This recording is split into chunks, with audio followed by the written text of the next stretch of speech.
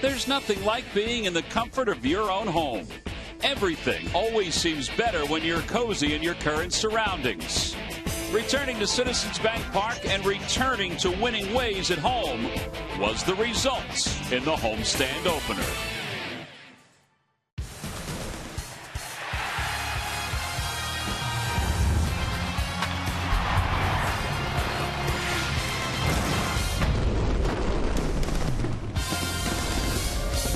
I think when folks left last night, when they arrived today at Citizens Bank Park, they thought back to the first game against the Indians and said, yep, that's the way it should be. A perfect team effort for the Phils as they took game one.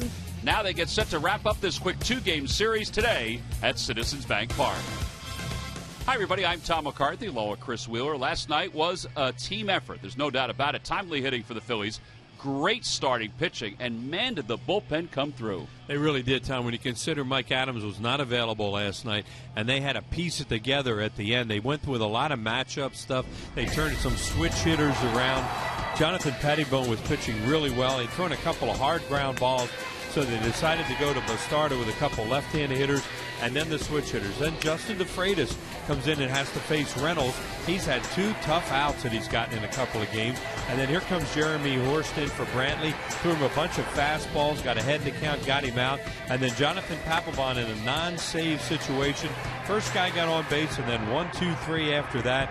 And the bullpen did do a tremendous job last night when you consider they didn't have a big part of it available. Well, you consider what the Phillies have done bullpen-wise over the last handful of days. They're starting to surge a little bit, and they're starting to find a little consistency. Now, with all that said, Cole Hamels goes today. They haven't scored a whole lot of runs for Cole. He hasn't won a whole lot of games. If anybody is due, it's Cole Hamels. Yeah, he really is, Tom. As you said, they haven't scored a whole lot of runs for him. He's been a little bit frustrated in the last couple starts. He's been walking more batters than we're used to seeing. And this game right here, he was upset at himself. He knows that's a double play ball that he has. He's a really good fielder.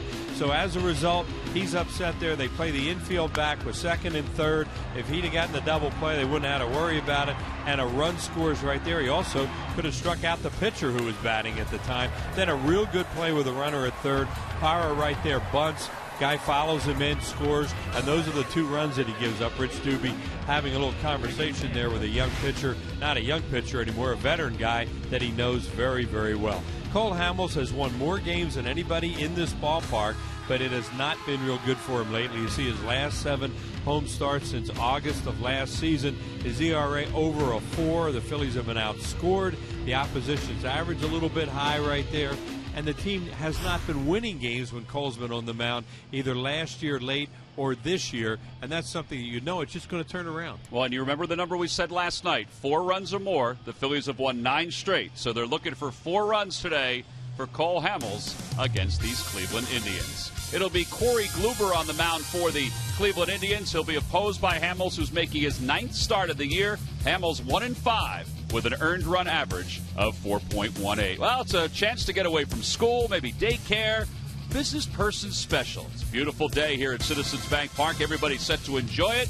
The first pitch, the lineups, and everything else coming up next. Phillies baseball is brought to you by Toyota. The Toyota Time Sales event is going on now. Toyota, let's go places. By Citizens Bank, where good banking is good citizenship. Isn't it time you experience good banking? By Coca-Cola, the official soft drink of the Phillies. By Xfinity, the official HD triple play provider of your Phils. And by Independence Blue Cross. We are creating a more coordinated healthcare system that is built around you. Independence Blue Cross, changing the game.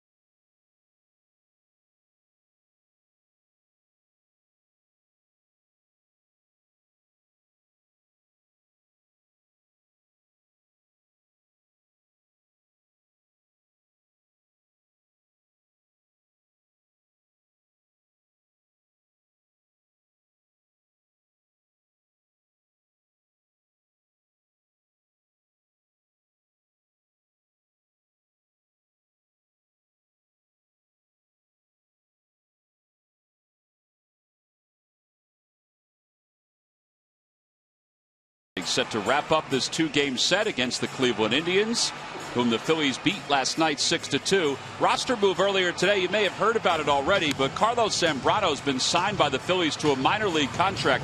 He'll report to extended spring training down in Clearwater in the next couple of days, and he's continuing to try to resurrect his career, which at one time was promising. In fact, he was one of the best right-handed pitchers in all of baseball several years ago, but then injuries sort of sidetracked him and also limited his velocity. He has won 132 games during his major league career with an earned run average of 3.66, and oh yeah, he is one of the best hitting pitchers that this generation has seen. Scott Profrock, one of the Phillies assistant general managers, talked earlier today and said that this was all about adding depth to the organization with the starting rotation. John Lannon's on the disabled list. Roy Halladay's having surgery today. So the Phillies felt there was a necessity to add depth, and they may not be done. He said they're still scouting and looking at other possibilities at some point down the road. Well, Cole Hamels has finished up his warm-up tosses. The Indians are about ready to begin the top of the first inning.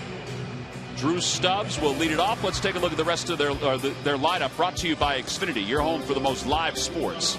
After Stubbs, it's Jason Kipnis, the second baseman. Then Asdrubal Cabrera, the shortstop. Nick Swisher bats cleanup. He's in right field. Mark Reynolds hits fifth. Carlos Santana sixth. Then Ryan Rayburn and Mike Aviles over at third base. He'll bat eighth. And Corey Kluber, the pitcher, bats ninth. And Cole Hamels is ready to go. With a record of 1-5 and an earned run average over 4, the first pitch of the day is taken low, and it's 1-0. Here's Cole Hamels in his 8 starts this year. It's a lot of walks for him. He's had a 6-walk game, a 5-walk game, one of them intentional. But still, that's very unlike him to have that many walks. Yeah, last time out he walked the 5. Last year he walked 52 batters in 215 in the third innings. Throws a strike, and it's 2-1. So he's not halfway to that number yet, but he's at 22 in 51 2/3. Scouting report on him, very familiar, and we put in there too many walks, and he knows that, and he's talked about it too, that he has to cut down on them. Drew Stubbs, 254 hitter with a couple home runs, 10 runs batted in. He's hit in 3 consecutive games. Part of the reason why he's batting leadoff is he's hitting .341 against lefties. Right, and he can run too. He'll strike out a lot. Takes a change up. It's 3-2. That's one of the reasons why they try to lead him off a lot in Cincinnati, and he can lead off the game with a home run, but he just as likely, more than likely, to strike out.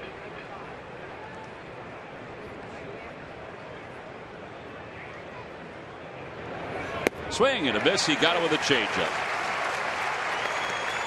1 batter, 1 strikeout for Hamels. A good 3-2 changeup there. As we said, he's more likely to strike out than anything. He's a guy that can do some things but strikes out a lot. It's time now for our Nissan Keys to this afternoon's game. A little bit of overcast as we get started. Well, it's time for Cole to win here and start winning again and slow down the Tribe again the way they did last night. Kept them in the ballpark. Real good pitching.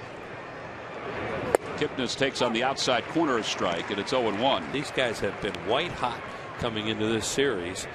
Well, actually, they got shut out by the Yankees second game of their doubleheader, and then the Phillies kept their run total down. But before that, they were really scoring. Overall, the Indians are 10-4 in the month of May, 21-17. And a game and a half behind the Detroit Tigers, very talented Detroit Tigers in the American League Central. 1-2 the count to Kipnis. Well, whether or not they can hang with Detroit, see as the season goes along, it'll depend on their pitching. And their pitching's a little bit questionable, let's put it that way, whether it can hold up over the course of a long season. Right now they're doing okay. A little low, 2-2.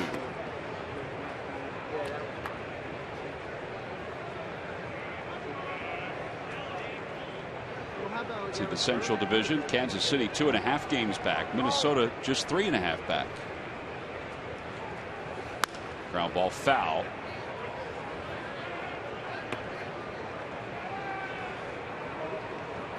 Cole's second start against these guys. He started back in 2007 in June in the game out in Cleveland. Kelly Shoppach hit a 3-run homer. He didn't have the cutter in those days, and he got hit pretty hard that night. He allowed 8 hits. He struck out 4, didn't walk anybody. Pitched just 5 innings.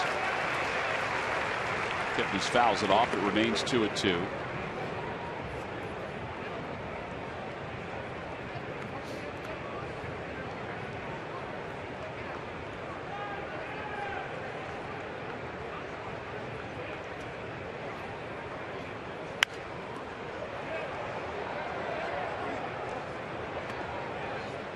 Kipnis last year stole 31 bases and drove in 76 runs. He was considered a rookie a season ago. He and Mike Trout were the 2 rookies that were able to get to those numbers. More than 70 RBIs and more than 30 stolen bases. Saw him steal a base yesterday. He's kept this at bat alive, which has extended the pitch count for Hamels. This will be the 9th pitch of this AB. 5 foul balls already. He just beat that ball off his foot. See that guard he has on the front leg. 2-2 pitch. Another foul ball. Yeah, he's just trying to get these hitters out a little bit quicker here early in the game, because all of a sudden you look up and he's got a high total, and maybe he hasn't been hit that hard, but all these foul balls. Fly ball center field.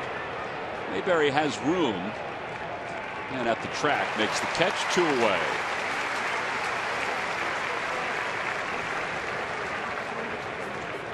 That took a few extra pitches, but John Mayberry puts the second out on the board, and that'll bring Asdrubal Cabrera to the plate. Cabrera was 1 for 4 in last night's ball game. He had a triple. That caused a little bit of tension, because at that point it was a 2-run Phillies lead when he was at third. However, he didn't score.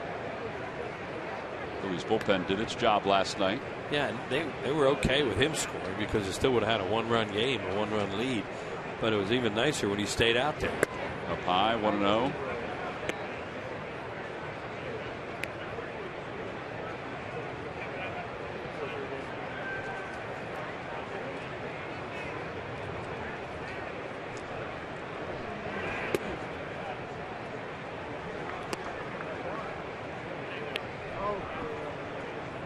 Two balls and no strikes to Cabrera, who's hitting .216 against left-handed pitching.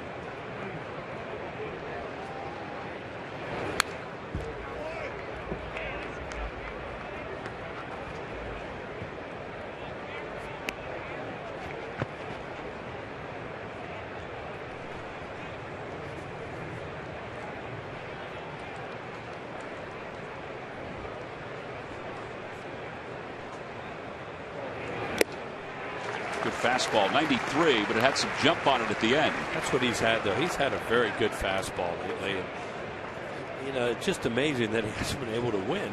Of course, they don't score a whole lot, but the ball's been jumping out of his hand.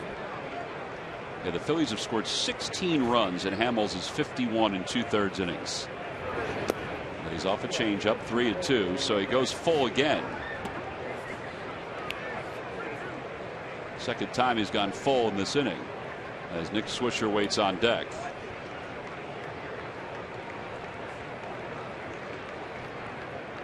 Pitch number 22 here in the first, and a liner to left field, a base hit. So a 2-out single for Cabrera.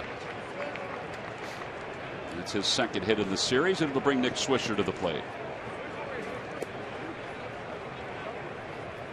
For years, StubHub has been the place to find great Phillies tickets, and this season you can get more with your tickets thanks to StubHub Fan Rewards. So get to StubHub and grab your seats today. Oh, with 2 outs and a runner at first, Nick Swisher, who's hit it 6 consecutive games. Yeah, they have 3 switch hitters in the lineup again today. They split them up a little bit, though, with Reynolds batting next. Then they go to Santana. Last night they were all hitting in a row. Kind of interesting to see Santana bat 6th in this lineup. He's probably their best hitter. With that production that he throws up there.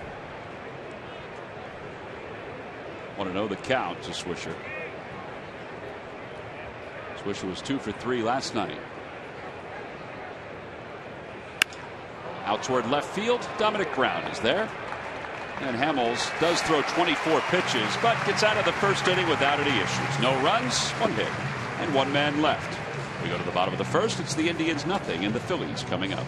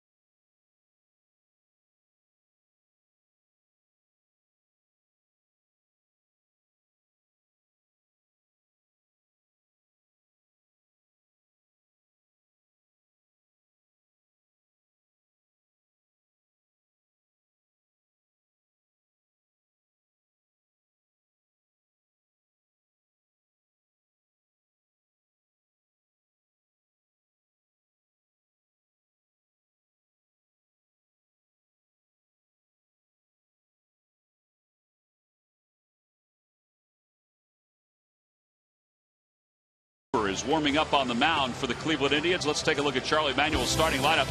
It's brought to you by Xfinity, your home for the most live sports.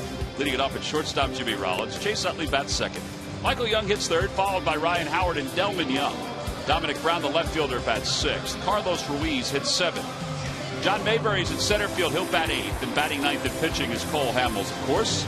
And they'll face the 27-year-old from Texas, who is 2-2 and an earned run average of 5.64. He's originally out of the San Diego Padres organization. 4th round pick of the Padres in June of 07. See the numbers on Corey Kluber. As Tom said, he's 27, 6'4", 215 pounder. Numbers are elevated a little bit right now, especially because of his last time out. 2 of the 3 home runs he allowed were in his last start. He gave up 11 hits and 8 earned runs in 4 2/3 innings. Our scouting report on him: slider, curve, change. We're going to add cutter in there. Talking to Rick Manning, one of their longtime broadcasters, says he throws a lot of cutters and sometimes gets in trouble with those pitches when he falls behind. Watching his times, too, he's a guy that you think maybe you can run on him a little bit. Well, we'll see if the Phillies can take advantage of that. Jimmy Rollins will lead it off. Rollins has hit it 4 straight. He was 1 for 4 last night, a broken bat single. Takes on the outside corner. It's 0-1. Rollins has got his pants hitched up for today's game. It's a norm for day baseball for him.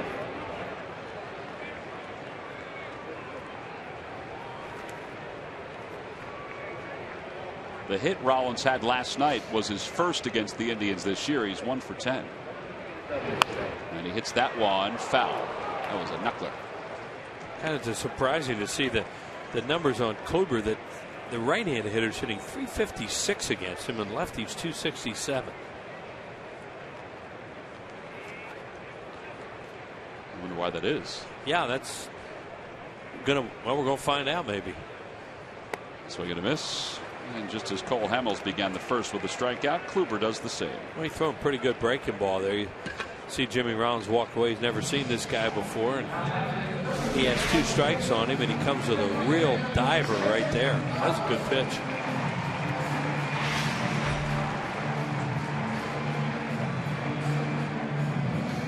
So Rollins is retired. Here's Chase Utley. He did not play last night. Utley had a good road trip, though. He had .393 during that road trip. They play him to pull like they play Ryan Howard to pull. You had to leave the third baseman just off the line at third. A lot of times they'll take the third baseman and move him over into that area, but not today. Not today with this defense. As you see there, they're way over on him like Ryan Howard. Utley has attempted 2 bunts this year, 1 successful, 1 unsuccessful to the third base side. And he tries to shoot that one the opposite way. Rayburn, the left fielder, comes running in. Difference in Ryan Howard, as we could see on that shot there, is they can't play Chase Utley as deep, obviously, because he runs much better. The Lucky McDonald's Phillies home run jackpot contestant is Charlene Arnold of Walnut Port, Pennsylvania. Phillies hit a home run in tonight's ball game, and Char will win $100. Speaking of home runs, the last 16 home runs the Phillies have hit have been solo home runs. That is their longest stretch during the expansion era. They had a streak of 15 straight solo home runs back in 2009. Their last home run that wasn't a solo shot was back on the 27th of April. It was a Dominic Brown 3-run bomb. Well, one of the reasons is they don't walk. They don't have a whole lot of base runners. That's one of them. Ground ball right side. And that'll be a 4-3 putout. So the Phillies are down in order in their half of the first. We go to the second. When we return, Scott Profrock is going to join us to talk about the Carlos Zambrano move.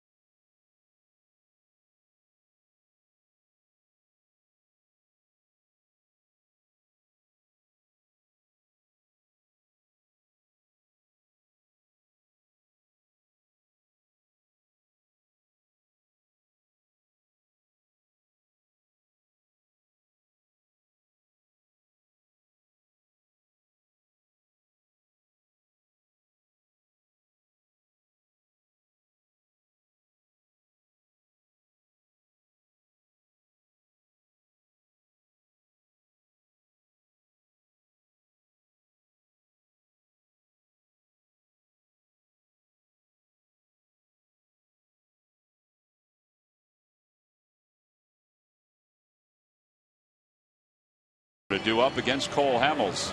Phillies and the Indians scoreless after the first. It's kind of gotten a little cloudy here in Philadelphia. Hopefully it'll stay just this way. Maybe the sun popping out, and we'll have no precipitation as the day moves on. Mark Reynolds will start things off. Reynolds, a .272 hitter, 11 home runs and 32 runs batted in. He is 2 for 10 against Hamels lifetime. Both of the hits are home runs.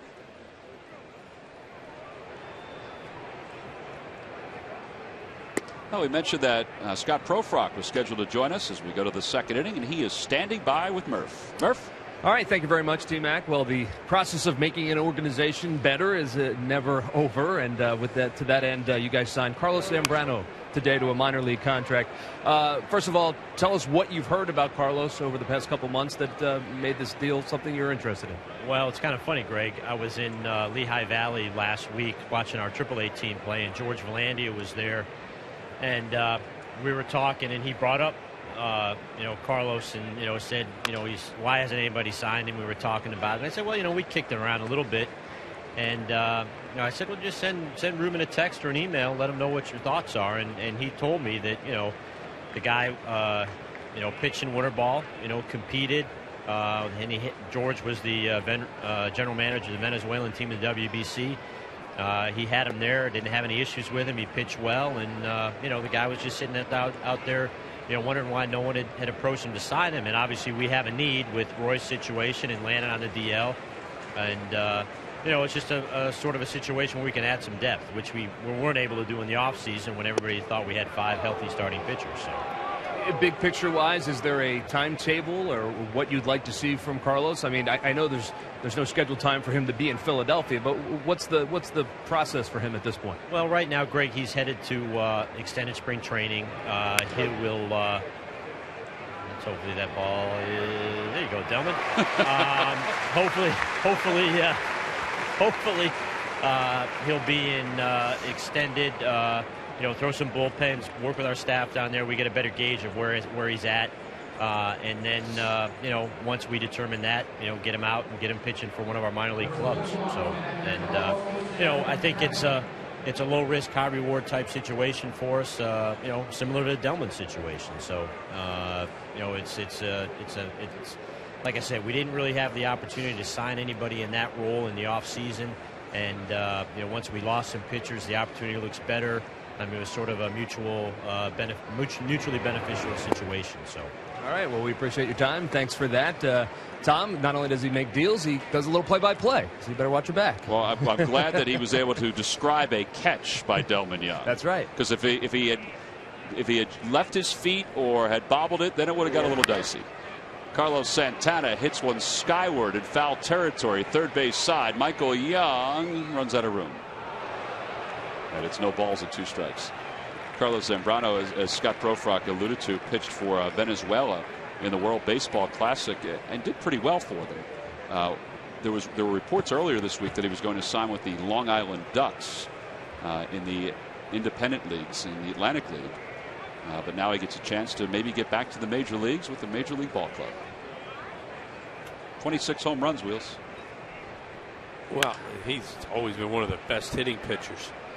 Jimmy Rollins throws out Santana, and there are 2 outs. The thing about Zambrano at one time was, he threw mid-90s sinker, and then he hurt his shoulder, and then he was a little bit of a shadow of himself there for a while, and he was trying to just get away with throwing sinkers and fooling them a little bit. Last year when he was with the Marlins, that's what you were watching, and you never know. As Scott said, it's a high reward thing and a low risk. So send him out there, let him pitch, see what happens. One thing's for sure is when he's in the lineup, he certainly gives you an advantage as a hitter. Ryan Rayburn hit by a pitch with 2 outs. He really didn't put any effort into moving out of the way. That may have been the first curveball that Cole threw today, and you can hear him berate himself a little bit then for bouncing a breaking ball off his foot. See Rayburn right there. Boy, that must have just tipped his foot. Dan Iasonia pointed to the toes, but sure didn't hurt. It didn't look like it hit his foot. It looked like it may have bounced up and hit him. Yeah. I don't know if it did. It's still hit batter, but it certainly didn't hurt him. Oh, the runner at first. Here's Mike Aviles, who hit really well against the Phillies the last couple of years when he was with the Red Sox. .316 with 3 home runs and 5 runs batted in.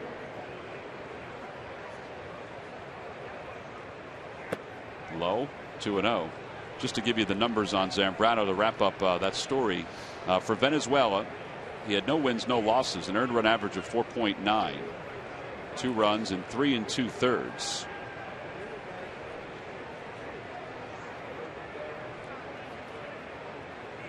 There's a strike, and it's 2-1. Well, he is a guy that has been a very colorful figure in Major League Baseball. Some good, some bad throughout his career. Well, we'll see what happens. Outside, 3-1. Not sharp again today. Just searching for something to get better command. So he's going to take a little walk right now as Cole Hamels. And when you see that, he's all the way out behind the mound right now before he comes back. So already has 4 3-ball counts in this game. That hasn't gotten hurt yet.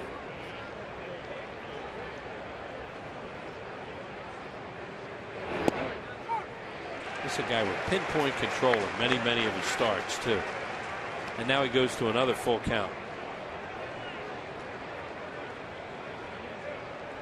Wish that's better than just walking him on the 3-1.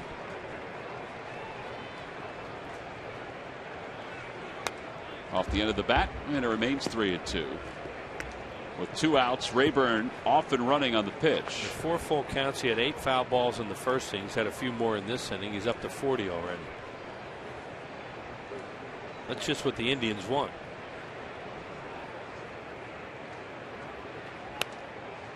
They know the Phillies are a little bit short out there. Used a lot of guys last night. You wouldn't think Adams would necessarily be available today with an off day tomorrow. We'll see. He did not, when they were out there throwing before the game, playing catch with all the pitchers, he wasn't out there. One advantage the Phillies have is that they're 1 starter down, so that means they have 1 extra relief pitcher even with Adams out. Out of play.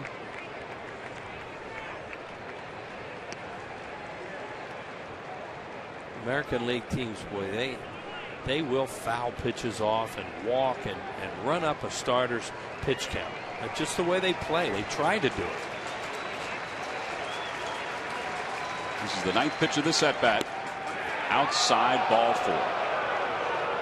First walk issued by Hamels. Cole has had a 10 pitch at bat to Kipnis, a 7 pitch at bat to start the game to Stubbs, and now a 9 pitch at bat to Aviles. Dan Iasonia behind the plate, Mark Carlson at first, Jerry Davis, the crew chief, at second, and Brian Knight at third. Yeah, they're already having to kick around in the dugout right now, thinking in their minds, where we're going to go today, because they know unless something turns around, he's not going to be able to go real deep. Well, here's Kluber, who has 2 hits in his professional career. He was 2 for 11 in the minor leagues, with 4 sacrifice bunts and 4 strikeouts. I don't see many pitchers go up there with a shin guard unless it's on their elbow, and then it's an elbow guard. Look at that. He's got an idea of what his limitations are. I guess in the minor leagues he must have fouled balls off his feet and off his shin. He says, hey, I don't want to take any chances. Let's put one on. But think about how many pitchers you ever see with one of those on.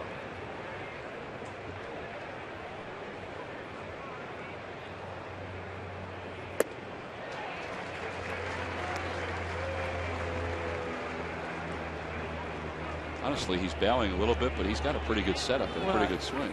Yeah, and he stands close to the plate. Most pitchers don't stand close to the plate like this. They want to get away. 1-2 pitch. Check swing. Foul ball. That is really close for a pitcher.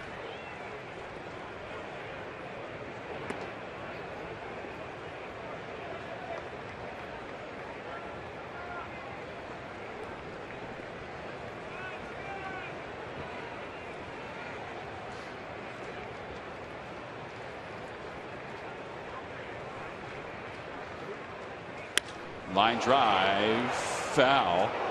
And that ain't no pitcher's hack up there, as the players like to say. This guy's serious. Leanne was being chased by that foul ball. Yeah, that ball was hit really hard.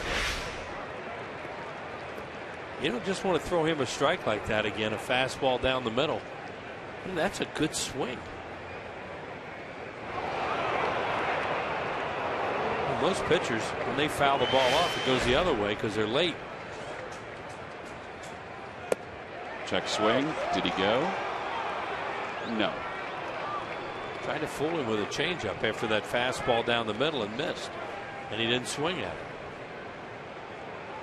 50th pitch.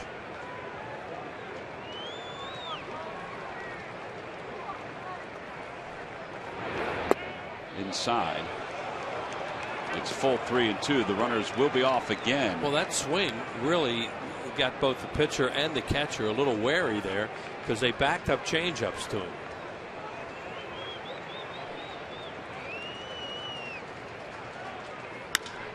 In the air to left center field. That ball is drilled. Brown on the run, makes the catch, and the side is retired. Well, he had to throw it around the strike zone, and Kluber was ready for it, but Dominic Brown was able to track it down for the final out here in the second. No runs, no hits, 2 men left, and a sigh of relief as Dominic Brown is able to get the fly ball off the bat of Corey Kluber.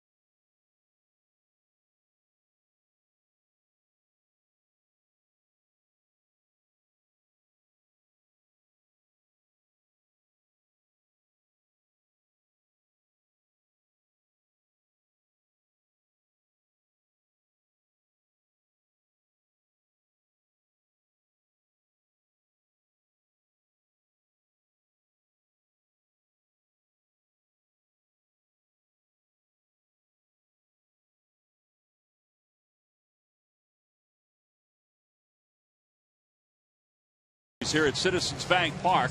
A night game on Friday, 4:05 on Saturday, and then a day game on Sunday.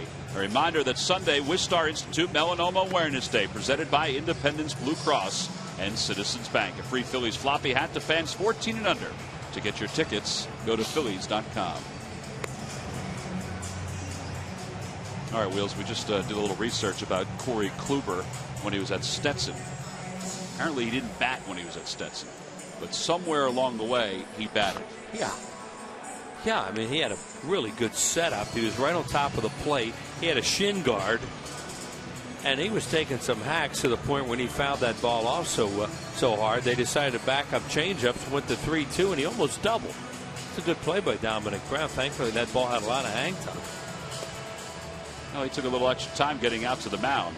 And as we go to the bottom of the second, it'll be Ryan Howard, Delman Young, and Dominic Brown. And he got the Phillies out real fast in the first inning, and Hamels is over 50 pitches in 2 innings here today.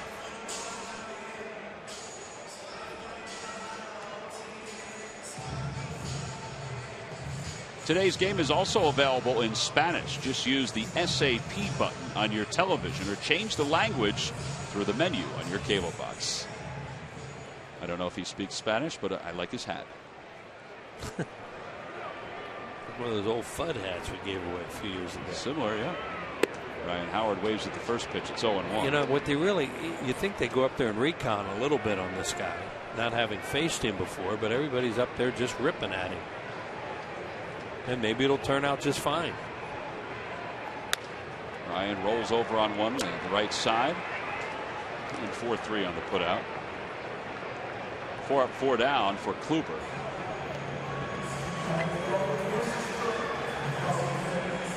Ryan's now 2 for his last 23.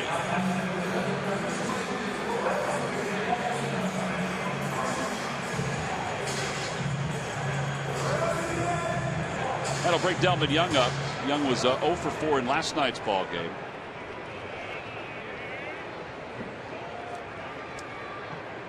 His only home run was in his first at bat this year. It was against the Indians. He's faced this guy before. He and Ben Revere, 2 American League guys who were in the American League.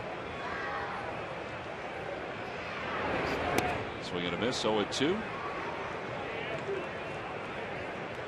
Kluber spent the last 3 years at AAA, parts of the last 3 years. He was up with the big leagues last year. In those 3 years, he made 50 starts and was 19-19 with an earned run average of 4.69. That's a real good 2-strike pitch he just made to now go away with something off speed or even a hard breaking ball.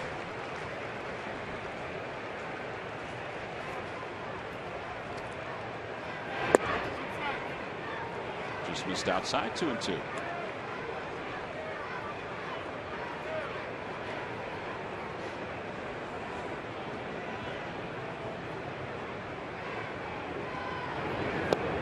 Got him with a breaking pitch, so second strikeout for Kluber. And that'll bring Dominic Brown to the plate. Wheels, later tonight, watch Major League Soccer on Comcast Sportsnet. After a big win in Chicago, the Union return home to battle Landon Donovan and the defending champion LA Galaxy. Galaxy at Union. Coverage begins tonight at 7 on Comcast Sportsnet.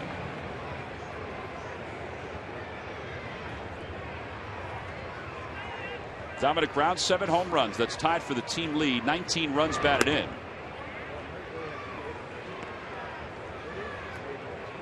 He's hit it 5 straight, as you see there. He has 4 straight games with at least an RBI. And out in front of an off-speed pitch, 1-1. Here's the home run he hit last night off Kazmir.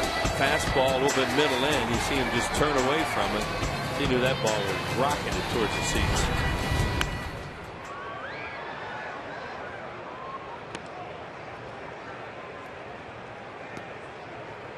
Let Scott Fransky to say today that it's time to start calling him downtown Dominic Brown. Yeah, he did say that. For fans that go way back with the Phillies, remember downtown Ollie Brown, who was a very good right fielder, could throw with anybody. Right-handed hitter. Could he go downtown? Oh, he was a good guy. Yeah, oh, yeah, he was strong. But he was slider vulnerable, like a lot of guys are. 2-2 the count to Brown. Nickname was OB. Guys used to call him that. Oh, that hurt.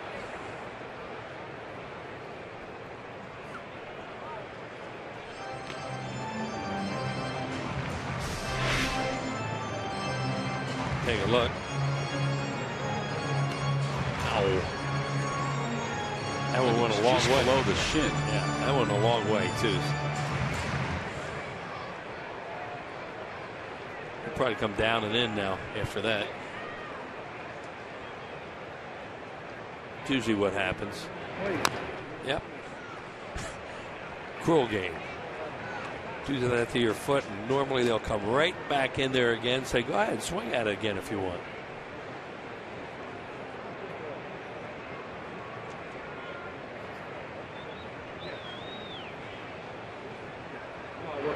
Inside corner and a call. Strike 3. That's a tough pitch for a left-handed batter. Third strikeout for Kluber. 1-2-3 go the Phillies. So he's faced 6. He's retired all 6. And we go to the third.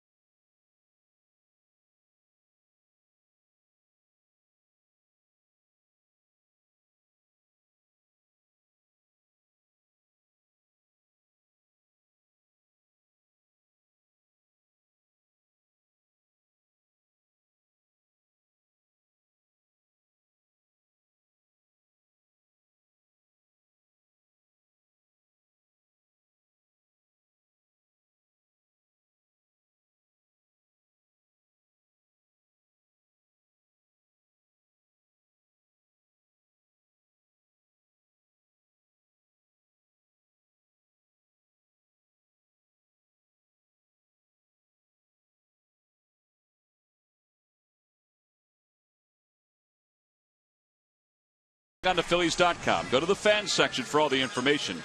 And please submit your answer on the subject line. The question is, which 3 Indians pitchers have won the American League Cy Young Award? Answer will be revealed in the 7th inning. Ashburn Alley looking busy today. Folks wandering around, getting their hoagies. Hey, we were talking about Lem Barker when we were out in Cleveland. Today's the anniversary of his perfect game for the Indians. Philadelphia area, Lem Barker. Drew Stubbs leads it off, fouls it back. It's 0-1. Went into Chamonix High School. He was a Redskin. Yep. That is 17 foul balls out of 52 pitches already today. Show you how they're working Cole Hamels.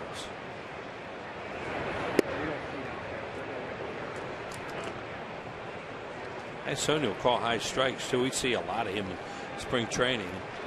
As the game goes along, you may see it. That one he didn't call. Almost the same spot, and it's called ball 2. So 2-1 the count. Well, Colham was just trying to find something they can be consistent with.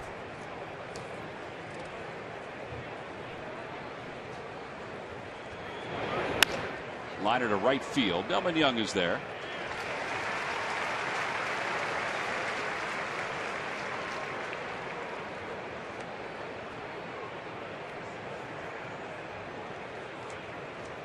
Deep downtown, Ollie Brown played here from 74 through 77.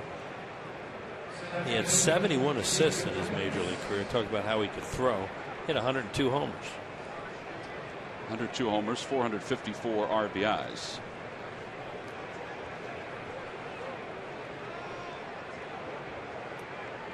Kipnis fly to center his only time up. He's 0 for 1.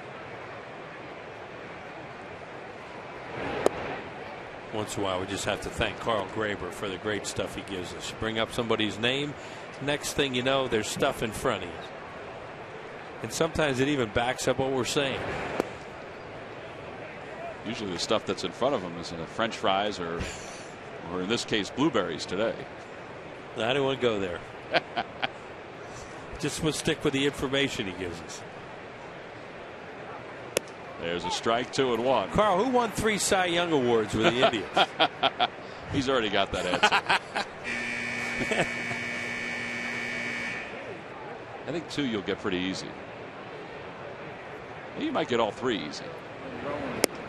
I see you threw Len Barker out there because you wanted to see if I would bite and give you a hint that it was maybe him. Well, we just talked about him a couple of weeks ago. We were out there. Len Barker? Yeah, about his perfect game. Here's the 2-2. Inside 3-2 because we also talked about one of the Cy Young Awards. Yes, we did. Another full count. What, 6 of them? 6 full counts. Wow. 3-2 pitch. And that'll be a base hit to left center field. And it's going to go to the wall. And Kipnis, who runs well, is going to get to second easily. Sooner or later, a team that can hit like this, you keep running 3-2 counts, they're going to hurt you. And nobody's more aware of that than the guy on the mound.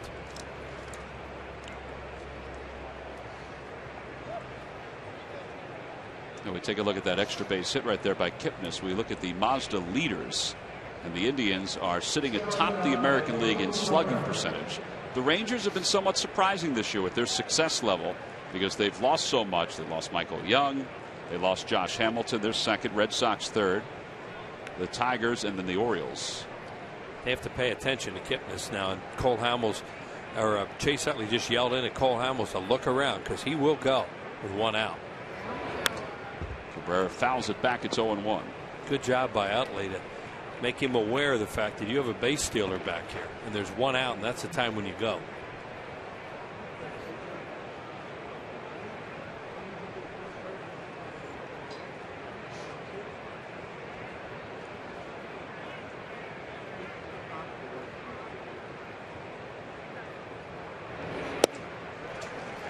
One look the first time, 2 looks the second time, just to give him something a little different.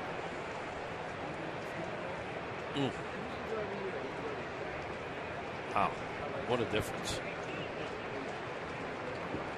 40 more pitches than Kluber. 1 out here in the third. Cole almost as many foul balls as he has pitches. Tried that cutter inside. It's 1-2.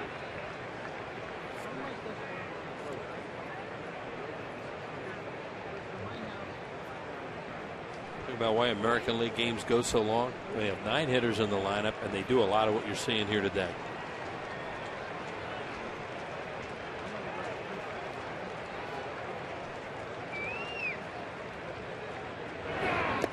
Did he go? They'll appeal. Nope. Well, he needed one of those. How did he stop? He did. Man. Mark Carlson's the first base umpire.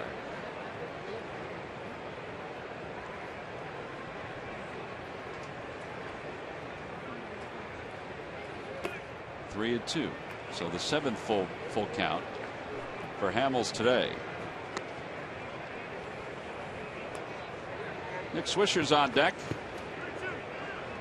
They're approaching Hamels today like they've seen him a lot. Because they're laying off stuff that a lot of teams chase.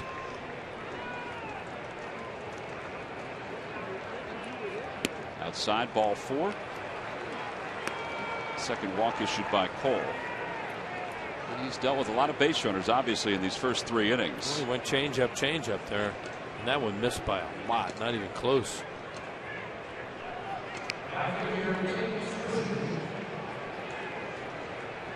They'll face Nick Swisher, who flied to left his first time up.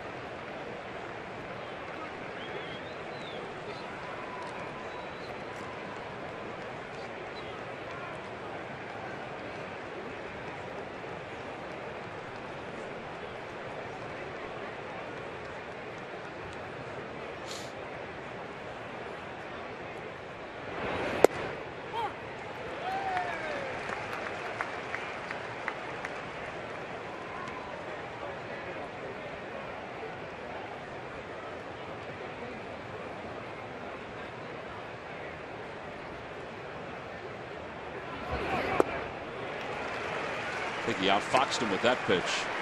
He's starting to throw a few curveballs too, because he's struggling with all his other stuff. So he's actually mixing in number 4 pitch a little more than he normally would, just to see if he can get something going with that. And he almost got a strikeout last hitter on that curveball, but the check swing was upheld. See if he offers a changeup here. The count 0-2. Runners on first and second. They spin back just to keep Kipnis honest at second. Well, Kipnis, that's a good time to do that, because Kipnis, if he's thinking about running, think what you just said, maybe changeup, maybe curveball, a good pitch to run on. Now, did that tell Swisher anything? Swing and a miss. He got it with a changeup. That is a big strikeout. It's just the second one of the day for Hamels. 3 pitches. Curveball, changeup, changeup. The Swisher shaking his head. And with 2 strikes, that one really dove well down and out of the zone.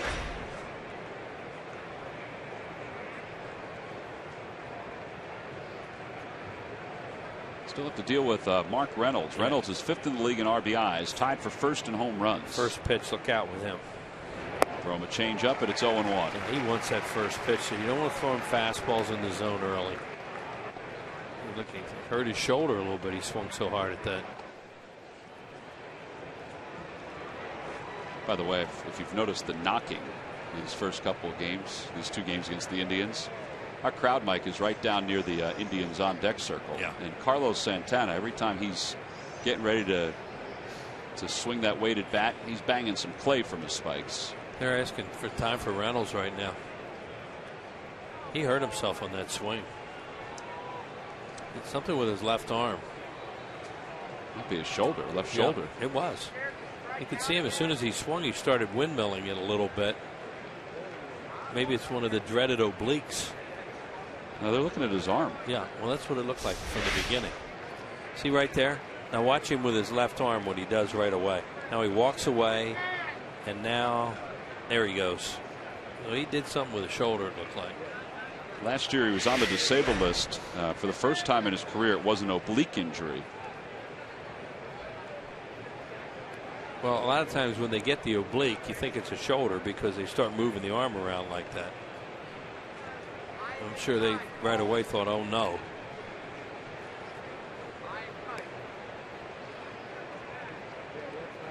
We'll get somebody ready. Yeah, he's got his lineup card out just in case. 0-1 the count. And a liner to left field. Boy, his arm didn't look like it was bothering him right there. And that's going to drop in for a hit.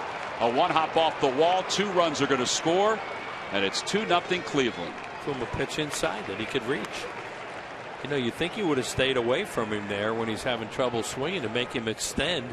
They threw him something in, and all he's got to do is pull off, and it's right there. I give him credit, but watch. Let's see, is it? Yeah, it's intentional. They want to come in, and look, it's right there where you can get to it and give Reynolds credit. But probably been much better off trying to make him have to reach out there after he hurt himself.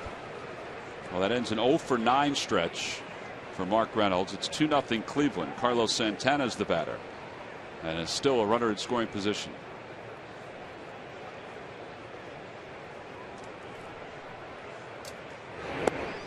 He had gotten the changeup going pretty good the last 2 hitters. I'm surprised he didn't throw it again.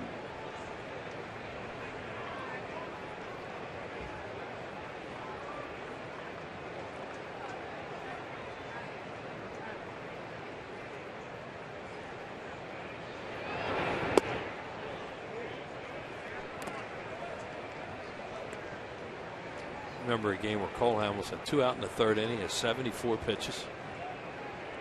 Can't remember that. No. He's had some tough outings this year.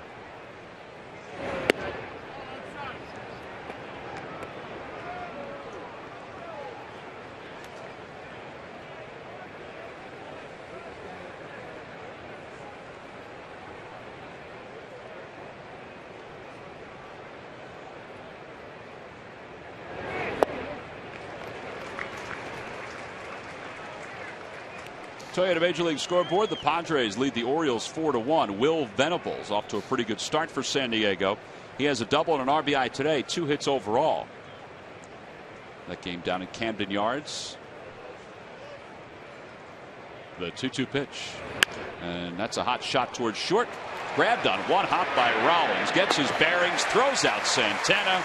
And the side is retired. Pretty good play by Jimmy Rollins to help Cole Hamels through this third.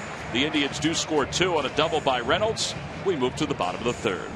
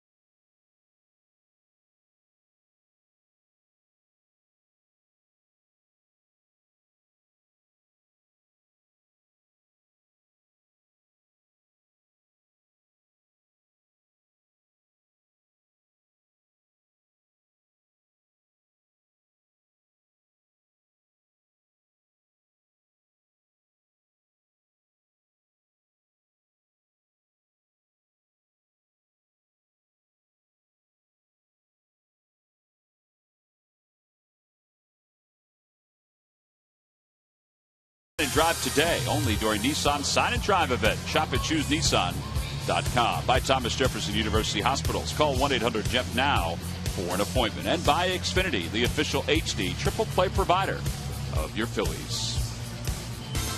Well, usually if there's a boat around, you'll see Greg Murphy, but not today.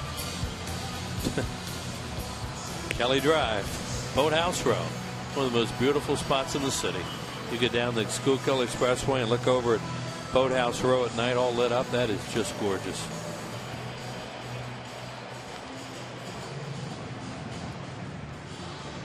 It's not easy to do either, Wheels. That cruise, that cruise I can't stuff. imagine how tough that is. What they must be such great athletes as men and women that do that. Murph, you hear that? Wheels is saying that you're a great athlete because you were kayaking out of McCovey Cove. You buying into that, Murph? I'm sorry, Tom, say that again. Wheels was just saying how you know we were just showing some shots of some of the crews. And Tom said you must have been a great athlete. And Wheels was saying that they must be great athletes, those folks that row like that. And I said, Murphy's calling you a great athlete because you kayaked at McCovey Cove.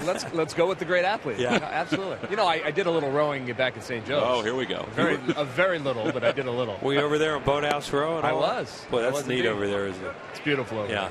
Did you play rugby also? I did not play rugby. Oh. There he is.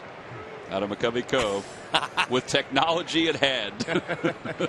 Checking out his tweets. That's right. If I had fallen in, it would have been the shock of my life. Yeah. You do look like, we're watching footage of it right now. You do look like you were part of the crew team at St. Joseph's. Carlos Ruiz hits one to shortstop. And there's one away. You can tell the nautical maneuvers are not strange to you. They would be to some of us. I was going about 2 knots, I think.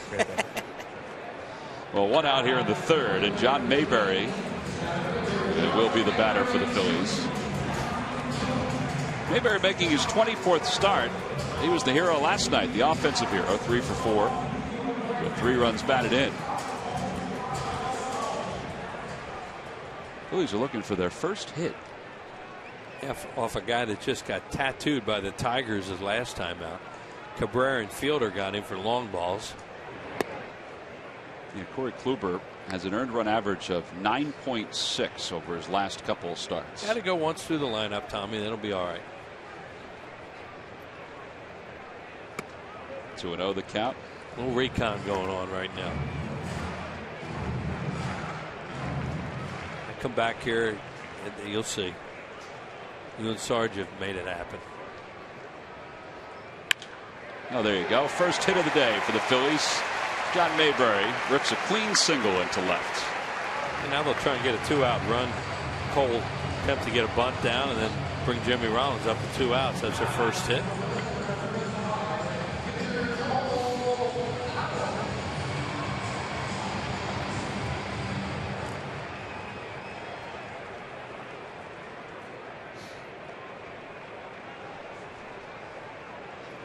Hamels 1 for 15 this year.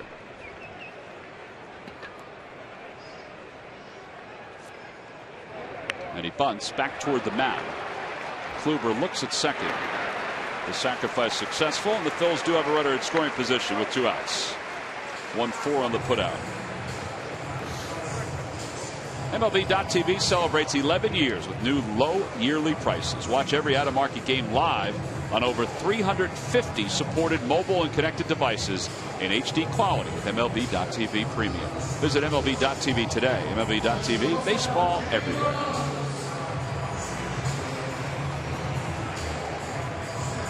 Rollins struck out his first time up. Let's see what he does in the second at bat. He was fooled on a breaking pitch.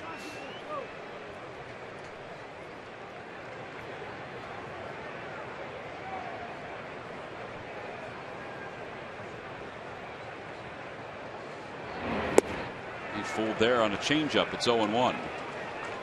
Thought he was going to get a first pitch fastball.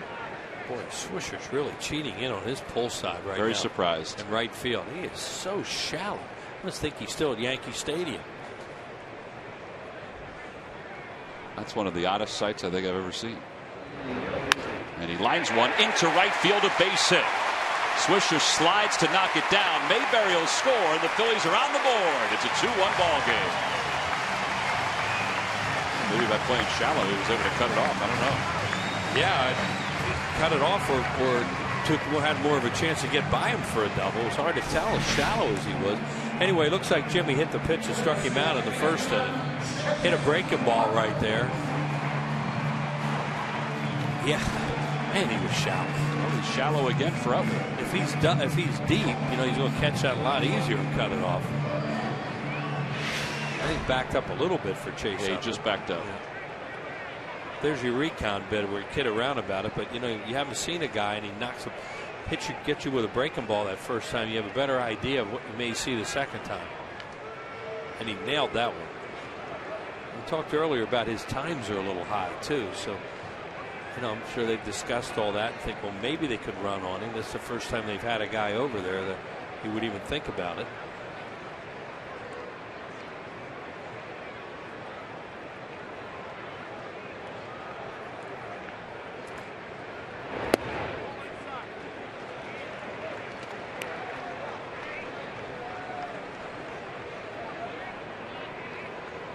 Samuel giving the numbers to Rollins.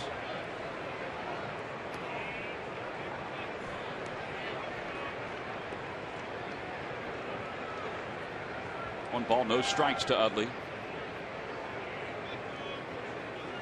And Utley hits it in the air to shallow left field. Third baseman Aviles will give way to Cabrera. And that'll retire the side. The Phillies do get one on the RBI single by Jimmy Rollins. So we go to the fourth. Phillies down by 1.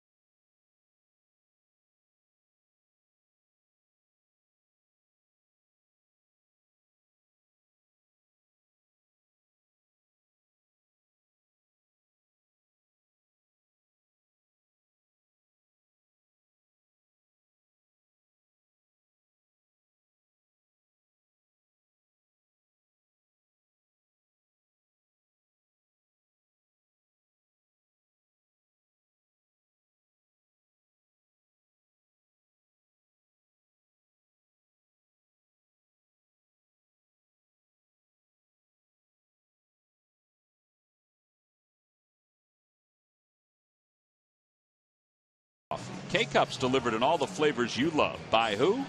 But W.B. Mason. Oh, we played 3. The Phillies down 2-1.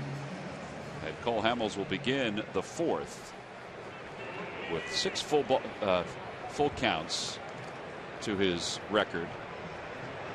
And more pitches than you would want. Yep. If you're the Phillies left-hander at this point, but he's only down by 1. A little bit control problems, although he's the type of pitcher not having his good stuff. He still can be able to get hitters out. That's what your number ones are all about. Ryan Rayburn was hit by a pitch his first time up.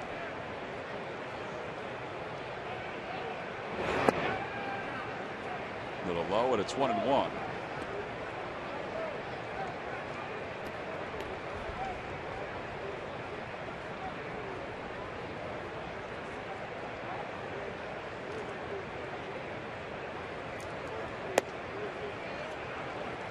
One he's kind of missing with that changeup. That's all set up on the fastball. Got to continue though to stay ahead of the hitters. And you can get them to swing at pitches there that aren't necessarily strikes. Rayburn yanks it foul. It's 2 balls and 2 strikes. It's a good pitch. Hitter off balance.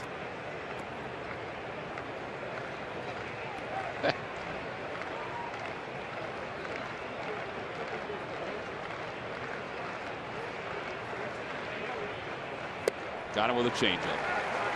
3rd strikeout for Hamels. And 1 away here in the 4th. Well, there's that changeup I'm talking about. He says he can throw it in his sleep. Good arm motion, however. Hitter out in front of that, so he's thinking it was a fastball.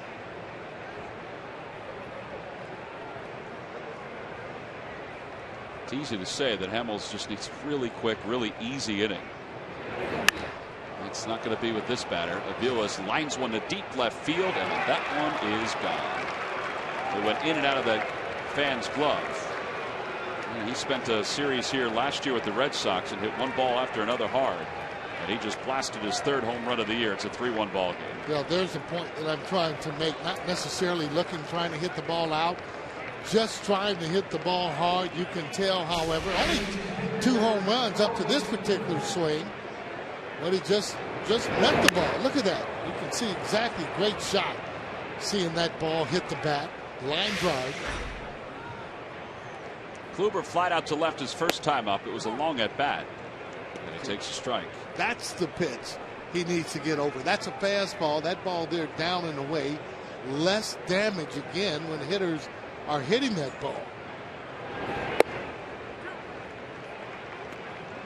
Throw that ball up in the zone. You're inviting that ball, especially 90-91, to get out of the ballpark if it's a strike.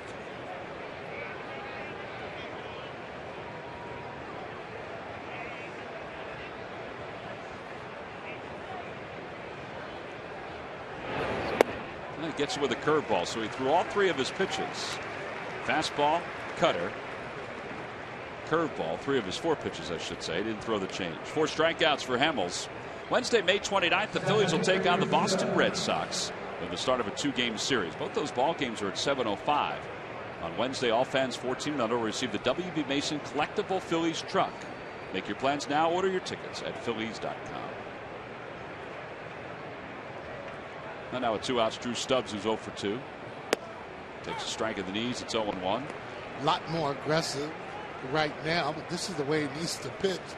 Even the beginning of the zone, game, I should say. He's actually pounding that zone and now pounding it down. Good changeup.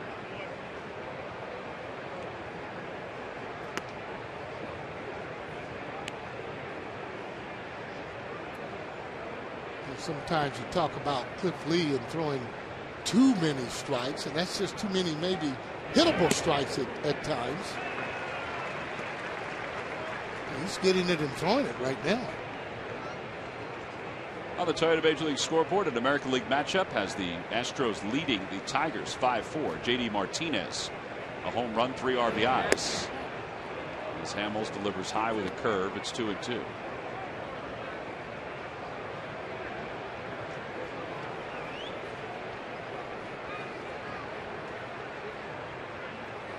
Ground ball softly hit. Michael Young has to hurry, and he throws out Stubbs. So pitch count wise, it was pretty quick inning, but the Indians tack on one more and a home run. Little day baseball here in Philadelphia with the Phillies trailing it by 2.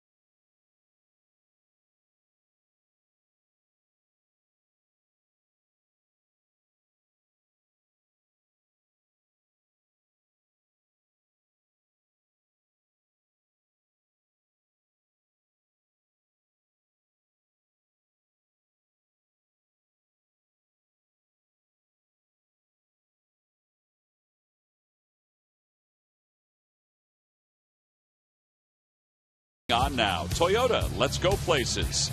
And by Citizens Bank, where good banking is good citizenship. Is it a time you experience good banking? Well, the Phillies are hoping to continue to experience a resurgence in their offense. They trail it by 2, 3-1. As we go to the bottom of the 4th, Cole Hamels had an easier inning pitch count wise in the 4th, but still give up a home run to make it a 3-1 game. Yeah, this is one of those games. I mean, he is focused. They're having some difficult time with the control. I'd like to see if they could tie that game up or go ahead and see what he can do with that. Yeah, because he can still throw a couple more innings if he can find the, if he can find the zone consistently. Yeah, and every now and then you need that offense to go on and be able to pick up that pitcher every now and again. Michael Young grounded out his only time up, but he takes on the outside corner. Young is 0 for 1. 0 for 4 in this 2-game series.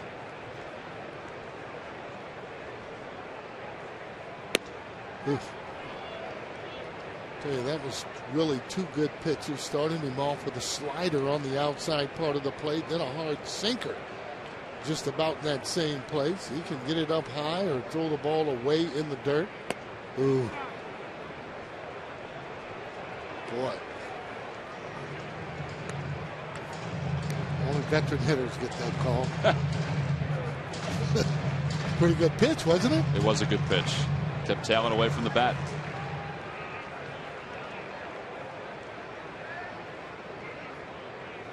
They go outside again. It's 2-2. That time with a fastball. Well, he throws the ball easy, and it just comes out of his hand with some very hard sink. Young floats it out towards shallow right. And Nick Swisher makes the basket catch for the first out. There's a guy that likes to play. Always smiling.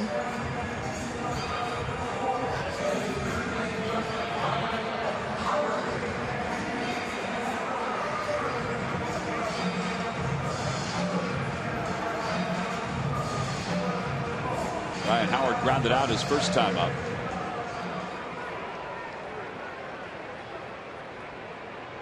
Ryan is now 2 for his last 23.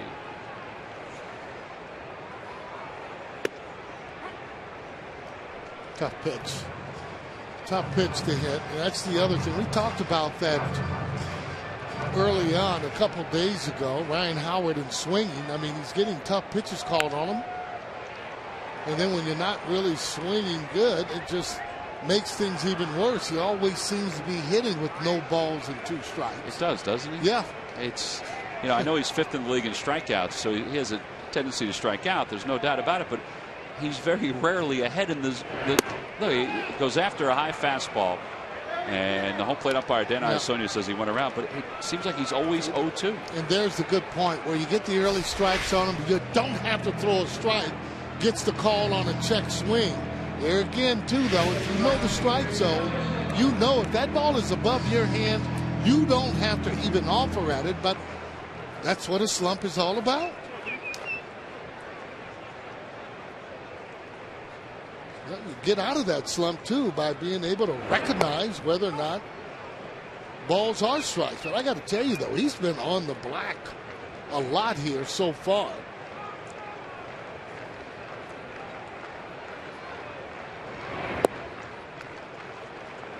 Tell you, if I'm hitting just to mess up his rhythm, I'm going to get all on top of the plate. Just take the whole plate, then see where he can go from there.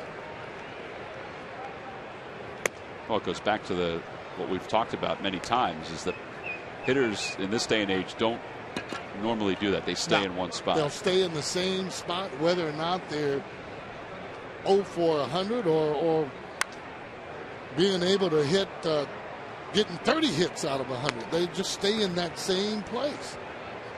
I've always felt, move up, do something a little different. If you're not hitting the ball, you can always go back to what you weren't doing back in that particular spot in that batter's box.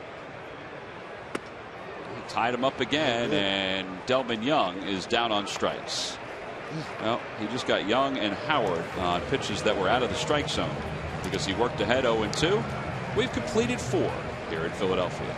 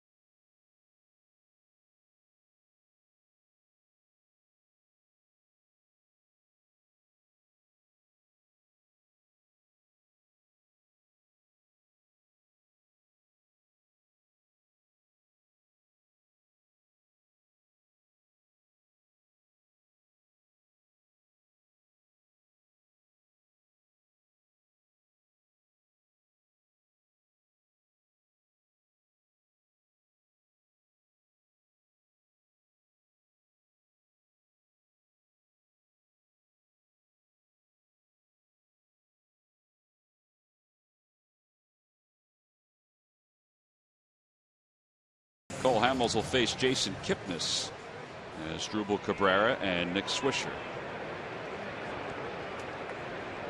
Hamels so far has allowed 3 runs on 4 hits. He's allowed 1 home run and a 2-run double to Mark Reynolds.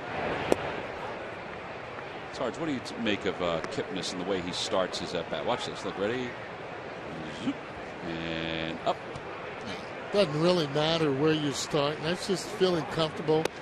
Matters when you get ready to have that approach. Remember Carl Yastrzemski that carried his bat up high? Well, when he got ready to hit, that was back in that hitting zone when that ball was coming. So that's just a mechanism that he's developed to kind of make him get ready as he hits the ball down that third base line. And he's going to get to second with a stand-up double, his second double of the day. Now there's an indication there where that was a good pitch, and he ended up hitting a good pitch. Ball not hit very hard at all. He jammed him, as that ball goes down the third base line. And again, no chance for anybody to be able to get that ball because they're playing him the other way, the opposite way. Yeah, they were playing him to pull, so it was hard for them to cover that area of the field. Michael Young in on the grass for Asdrubal Cabrera, who is 1 for 1 with a walk and a run scored. Phillies down 3-1. It's a foul ball down the right field line out of play.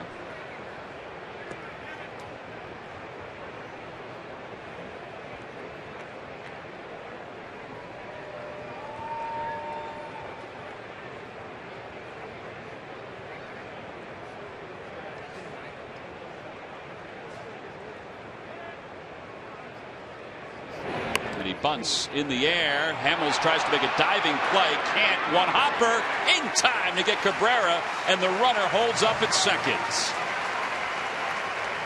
Boy, I got to tell you what, you don't make that play without being an athlete, and he's showing you some athleticism on that particular play. Keeping that ball in front, it's all about there is you'll see him coming in your pitcher, getting ready to take off. Take a look at it.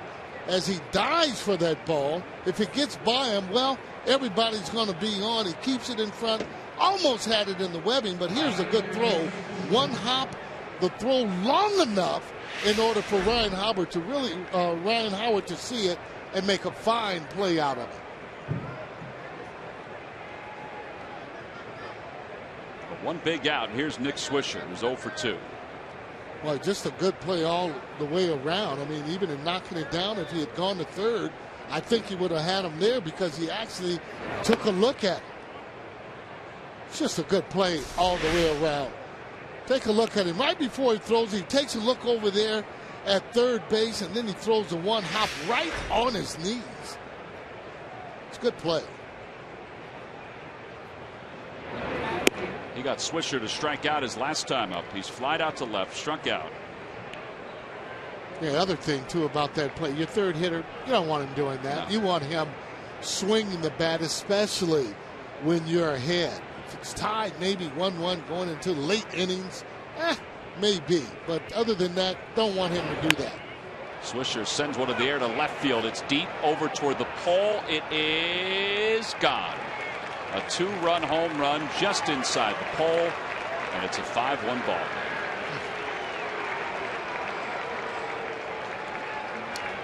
Home run number 6 for Nick Swisher. And Rich Doobie went to the phone. We're going to get somebody up. It's been about 10 days since Raul Valdez last pitched in the ball game. See exactly what this pitch was, out over the plate. He's looking at it, thinking that, he might have hit it foul, but the ball just straightened up. Didn't have a lot of hook on it. 5-1 Indians. It's Chad Durbin that's loosening in the pen for the Phillies. And Reynolds hits a one-hopper spin into Rollins.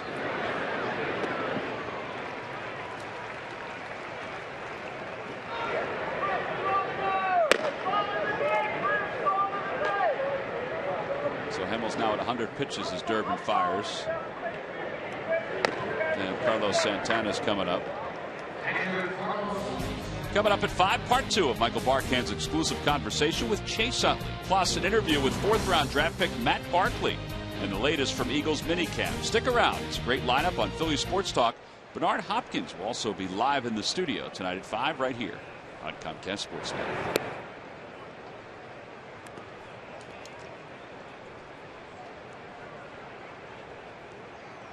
Well, it's just a tough pill to swallow. They just seem to keep adding on, and that's what teams that want to contend, you have to do continually to do that.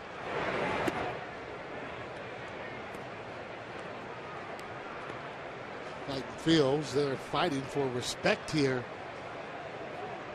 at home, just haven't been able to get it together yet, and playing with their fans behind them should be easier to come out and play. Just not going very well for Cole Hamels. It's a good pitch. Well, I think that's the concerning part now, is that We could talk all we want about lack of run support, and there's no doubt he has not received a whole lot of run support. But his earned run average is 4.6 now after the 5 runs today. He gets Santana to pop it up to the right of second. Side is retired. 2 more runs on a 2-run home run by Nick Swisher. On to the bottom of the 5th with the Indians up 5-1.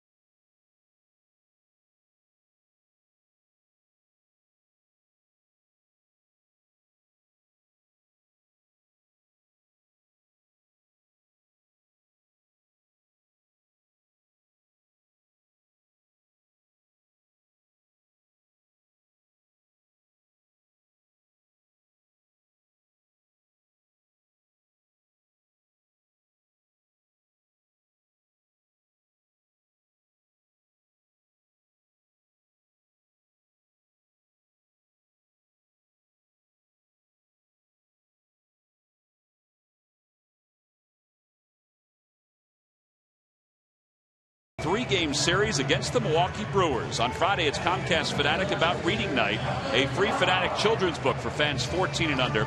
Saturday the 1st is Apple Vacations Photo Day, presented by Beer Star Hotels and Resorts, a free Phillies print to all fans. And then Sunday the 2nd is Chevrolet Father's Appreciation Day, a free Phillies t-shirt to men 15 and over. Some great giveaways for the weekend. The Brewers come to town. Go to Phillies.com for tickets.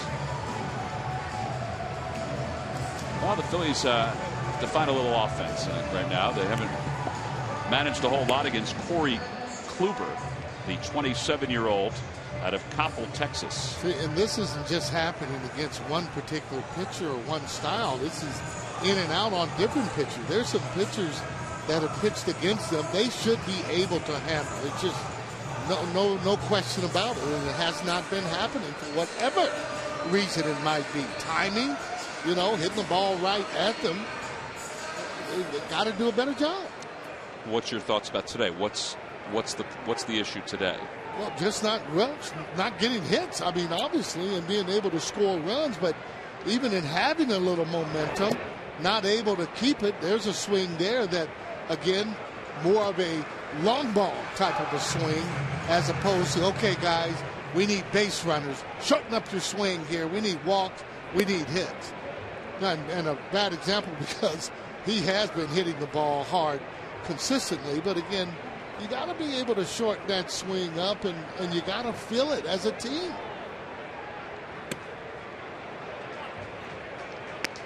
It becomes disruptive. You have teams coming in your own house and beating you up. That's not a good feeling. Well, it's not a good feeling, but it's not a good recipe for success. Well, no, I mean it isn't. And again, you're hoping that you're going to be able to come out of that. You really felt that again. Atlanta kind of coming back here to the league there, not playing like they were playing, but then it's up to you to start playing better ball. Well, with one away, Carlos Ruiz is due up. Let's check in with Murph with the Major League Notebook. Murph? All right, T-Mac, brought to you by Gwinnett Mercy College, and the Dodgers finally got some good news about their starting pitching. Zach Greinke will be back on the mound tonight for Los Angeles. The starter returning about a month earlier than expected after breaking his collarbone in that bench-clearing brawl. The Dodgers, of course, are in last place in the NL West. And Jeremy Guthrie's unbeaten streak for the Royals is now over. He went into last night's game having been unbeaten in his last 18 starts, but the Angels got to him last night, and the big guys for the Angels got to him. Home runs from Mike Trout, Albert Pujols, and Josh Hamilton.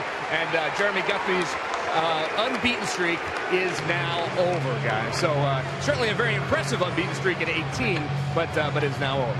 Murph, are you giving some floppy hats away out there? You know, we are giving some floppy hats away. There's a group from the William Penn Charter School, and a reminder on Sunday, this Sunday, May 19th, the Wistar Institute floppy hats are given away to children 14 and under. And these guys, they got an early preview. They look pretty good, I think, in their Wistar hats, and they're certainly enjoying them. So yes, reminder on Sunday, May 19th. Come on out to the ballpark. Wow. The Phillies will take on the Cincinnati Reds. 1:35 first pitch. As John Mayberry's up after Ruiz's single. That is a pretty cool giveaway. The Phillies haven't given a floppy hat away in a little while. And the last time they did it, it was an adult floppy hat. But this is for the young fans coming to the ballpark on Sunday. Yeah, it's a little bit small there for any of the adults. So Larry Anderson trying to try that hat on. Just did not fit. So you do have to be under 14 years old. Mayberry fights one off. Boy, he is smoking hot. Ruiz on his way to third. Mayberry will hold up at first. And the Phillies have first and third with one man down. And a pinch hitter's coming up. Well, that's good base running, too, though, for Mayberry not going in to second. And then to start it off, Carlos Ruiz hitting a slider. Normally, that's the way you see him hit a slider. Let that ball come to you as he drives that ball the other way. Mayberry, inside-out swing. Like you saw him kind of bring those hands in, hitting it softly right there, play in front of him. Doesn't need the coach to say, hey, stop here or go. So Mayberry's 5 for 6 in this series with Ruiz at third and Mayberry at first. Kevin Franzen will pinch hit for Cole Hamels, who's done after 5. Franzen, a .267 hitter with 2 home runs. And he hits it foul. Franzen hit a home run in last night's ball game. He was playing second base for Chase Up.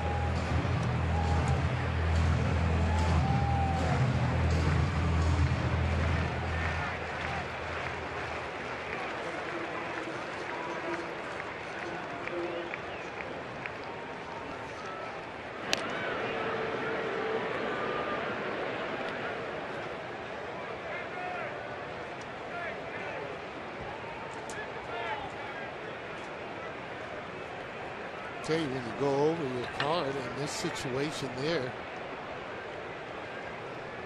for me, I kind of like Nix in this situation. What do you think? I thought about that because Nix is leading the league in pinch hits. Franzen's a contact guy, but I did think about that. Right-hander on the mound. You know, maybe you use Nix here to see if you can get a big. I'm looking for 3. I was just saying, get a pop and get a 3-run home run. I mean, again, Charlie has his reasons. Maybe he doesn't want to use them early in the game. I go on more so situation for me when I want to use a particular pinch hitter or even pitcher. He's already proven that he's pretty tough on some right-handed batters. And again, and the other point which we make is that there's a right-hander on the mound. You may not have a right-hander later on. Well, that's a good point, and you're able to look up in the bullpen. No left-hander up there, so automatically you know that he's going to have to face Lance Nix, left-handed hitter, in that situation. Franzen reaches out and pops it out. Kipnis, the second baseman, makes the catch in foul territory. Off-balance swing. 2 outs, and Jimmy Rollins is coming up.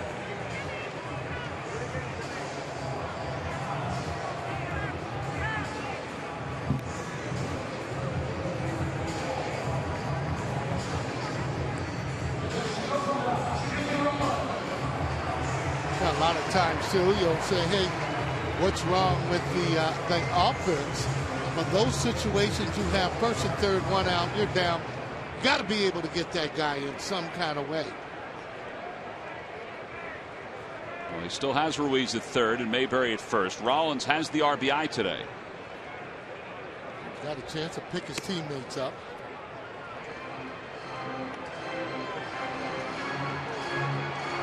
And now you're not looking for that home run, looking for the base hit. You know, Nick's bigger. That guy there coming off the bench and should be looking for that one pitch, and that's the drive. Good changeup. I gotta tell you though, this guy's a tough pitcher. You know, I mean, throwing that ball 94, he's got some off speed. And for whatever reason, pitchers that when they face this lineup, they end up going on and having some of their better games that we've seen. Now his last outing, he went 4 2/3, allowed 11 hits and 8 runs against the Detroit Tigers. Well, maybe something wasn't working that day. For whatever it is, it's working today. It is working. He left trailing 8-2. See, and those some of the things you just don't. You can't put your. You just can't put your finger on. Check swing, and it remains 1-2.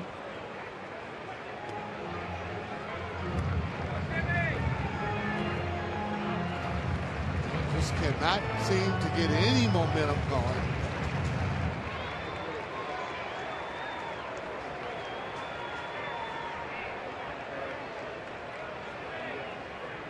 One ball, 2 strikes now to Rollins with runners on first and third. Up high, 2-2.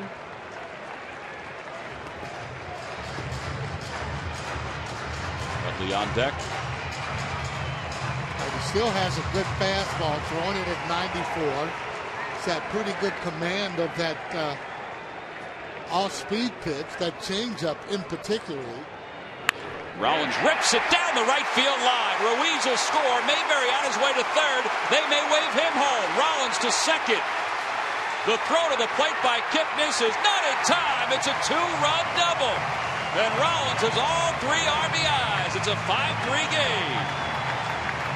That clutch inning as he picks up his teammates. We talked about that. That ball there, he rifles in the right field corner. Perfect spot, too, for a base runner on third base like Mayberry. Take a look at it. That changeup up in the zone again, right by Reynolds there at first base. J-Rob makes him pay as Mayberry comes sliding in, trying to get a little bit respect back here in your house. All right, so now a base hit by Utley, and it would be a 1-run game, you would think. With Rollins at second base, Utley's 0 for 2. Phillies are right back in this one here in the bottom of the 5th.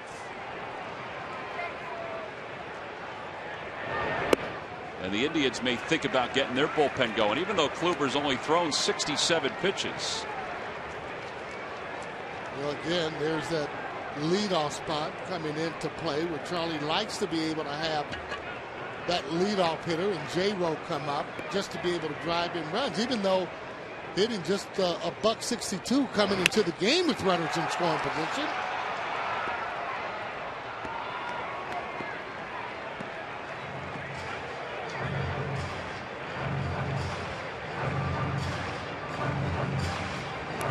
He's had 2 good swings in his last 2 at-bats. 5-3 the score.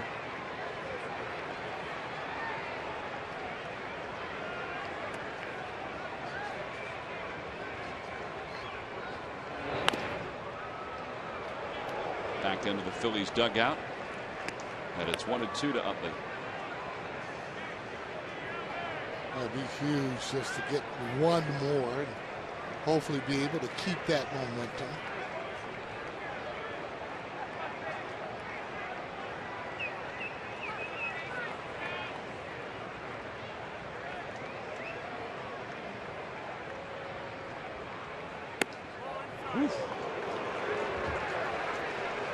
That was a good spot. That was a good pitch. That ball there, you got to have an eagle eye to take that pitch. Or a little luck. The good thing about that pitch, though, he hasn't been throwing that one into the left-handers. Threw it to Howard. That was it. Well, he surprised Utley on that one there, but Utley did the good thing, is almost looking as if it was a ball, getting the benefit of the doubt. Utley pops it foul, and that'll be out of play. Well, it's starting to rain just a little bit here at the ballpark. Yeah, I already talked to Jim Jackson. Nothing to worry about. We'll be blowing to the south of us. Does JJ have like a green screen in the back room or something like that where he does weather? Let me tell you something. You'd be surprised at the screens that he puts up. Man's got a lot of time on his hands. Well, I got to tell you, I mean, he's usually pretty much right on it, to be quite frank. Utley pulls it toward first, and Mark Reynolds gobbles it up. Phillies do get 2 on the the 2-run double by Jimmy Rollins. They leave 1 in scoring position. They're back in it. They're down by 2 as we go to the 6th.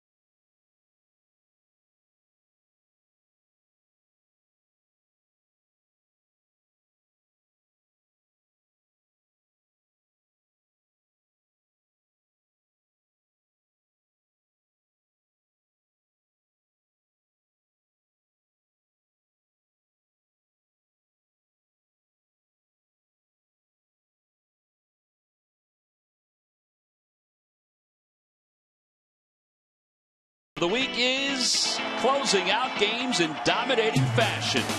Taking them out and taking control has been Jonathan Papelbon all season for the Phillies. Holding opposing hitters to the bare minimum has been the norm when the Phillies closer is called upon, whether it be 3 outs or even more needed to finalize a victory. The final out is often hard to come by, but Pap has taken that out of the mix. And it's brought to you by Independence Blue Cross, changing the game. Well, it's poncho time, at least for the moment, although it's brightened up over the last few seconds. And the fans who have brought their ponchos to the yard are hoping that Chad Durbin will be a bridge to eventually bringing Jonathan Papelbon, our Independence Blue Cross game changer of the week, into the game today. Durbin, no wins, no losses, an earned run average of 6.17. And he'll face Ryan Rayburn, Mike Aviles, and then the pitcher's spot for the Indians. Well, his job is to leave it exactly where it is with a 2-run deficit.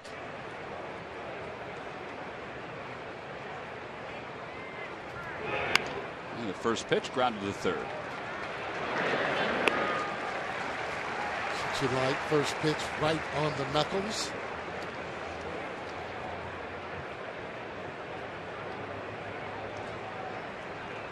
Phillies bullpen, Sarge, excuse me, 3 earned runs in their last 18 innings. Yeah, Durbin knew a big part of that. Nothing seems to bother him. Whether or not he gives up, a lot of runs that next day or the day whenever he gets back in, he tries to find himself on his pitches that he needs to throw. I mean, realizing it's a long race and 1 or 2 games does not define the season or that particular play. The thing about Durbin, whether you buy into this or not, and it's hard not to. April just hasn't been his month during his career. His ERA is over 6 most of the time in April. Well, that's why you'll get looks at guys like Carlos Zambrano, good pitch, and others. I mean, it's just the same as with hitting. I mean, you just doesn't seem to have all those players now. A guy you can go out and get 15, 20 home runs. A pitcher being able to bridge the gap 7th, 8th inning to get to your closer. It seems to be a difficult task. 2-2 the count to Aviles. Ground ball back toward the middle. Utley surrounds it. Just gets it over in time.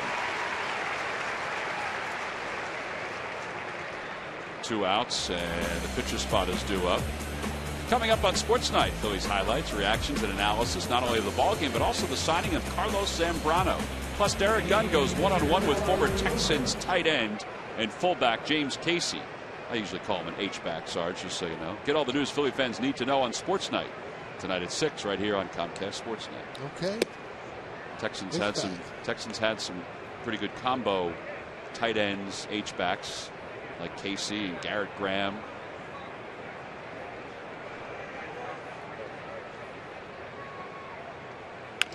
Kluber bounces it foul, 1-1.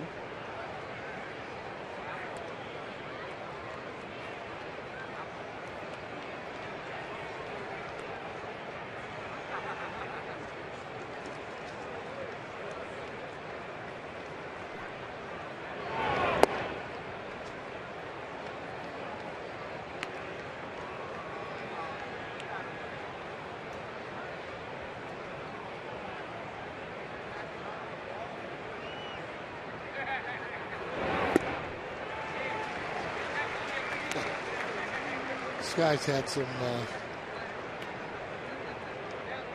hitting practice other than just in the cage. I mean, he's got the whole deal from the gloves and wearing the shield right there on his leg. How about this? His gloves. Let's take a look at thumb guard that he has on it. I can see him wearing that thumb guard. Definitely. He just worked out his first major league walk. It's pretty good at bat. Well, not for nothing. If we didn't put any statistics up or anything, and you just looked at him coming up to the plate, would you have thought he was a pitcher? Well, yeah, no, I would not. I wouldn't think he was a pitcher. I think that he was a regular hitter, and obviously that's why it always takes you, a few more at bats to be able to tell. Once they throw that little wrinkle, however, seeing where that foot go, you would know instantly. Drew Stubbs takes inside and low, and now Durbin's going to get a trip to the mound from Ruiz. No, and he seemed to have a little bit of power, so I can see where Durbin just didn't want to throw him that 3-2 fastball right down the middle and say, hey, go on and hit it. Don't want to start walking a lot of batters either. That'll get you into trouble.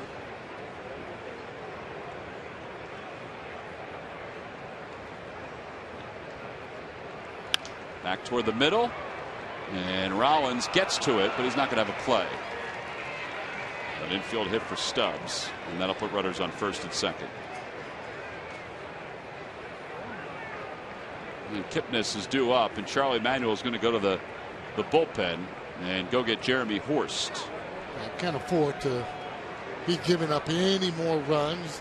Ball not hit very hard. Had great placement, however, right up the middle. So Chad Durbin gets the first two batters, then walks the pitcher and allows an infield single. And the Phillies will go to their bullpen with 2 outs here in the top of the 6th inning. It's an AT&T. Ball to the bullpen.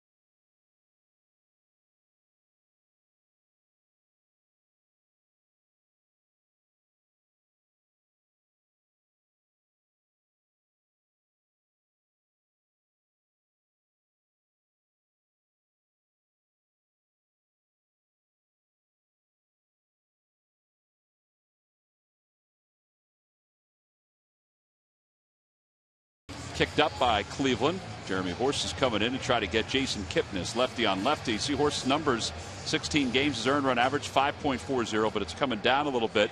He's been working on a few things, and for more on that, let's bring in Murph. Murph? Well, T-Mac, I talked to Jeremy before the game today, and he told me that he had been working with Rod Nichols and with Rich Doobie, of course, and just a little bit of a change in his mechanics. He said his hands were in the wrong spot when he was coming forward, and he wasn't getting the velocity that he was used to. He wasn't getting the control that he was used to. So it really just a very minor change in his hand position, and we saw the results in his last 2 outings. He has been much better, and he says feels completely different out on the mound right now. It's so strange that just a minor fix can make you feel better. Now, Rod Nichols was the pitching coach at Lehigh Valley last year, where Horst began this season, and pitched very well, and then eventually came up to the big leagues and pitched extremely well out of the Phillies bullpen. So he's very used to Jeremy Horst and what he has to offer. So now he's fallen behind, though, 3-0 to Kipnis.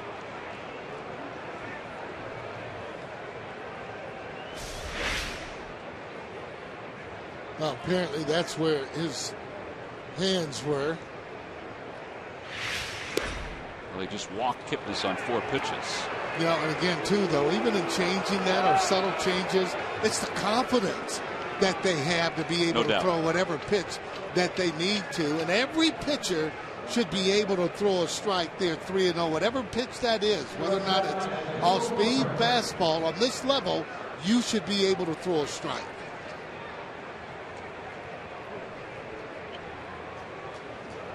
Now he has to deal with Asdrubal Cabrera, who's 1 for 2.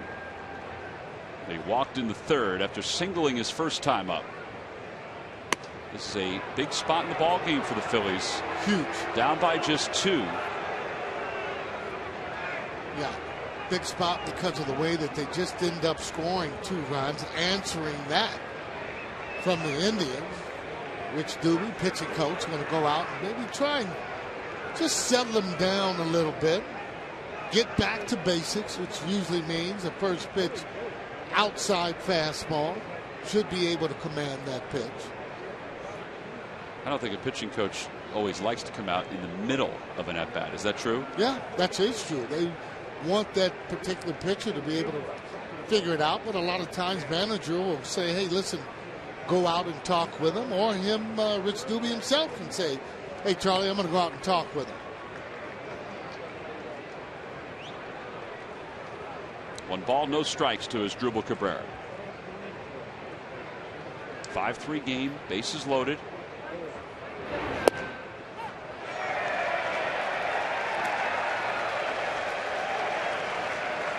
It's the old mock cheer from the fans. They just like, hey, you throw a strike, they're going to, you know, let you know that you should be doing it anyway. So they're mocking. Did you say it's the Almont cheer? No. Or the mock cheer? Mock. Oh. I really thought you said that's the Almont cheer. I thought you were. Why would I say Almont? I don't know. I thought you said Almont. Okay. Must be your Chicago accent. I guess.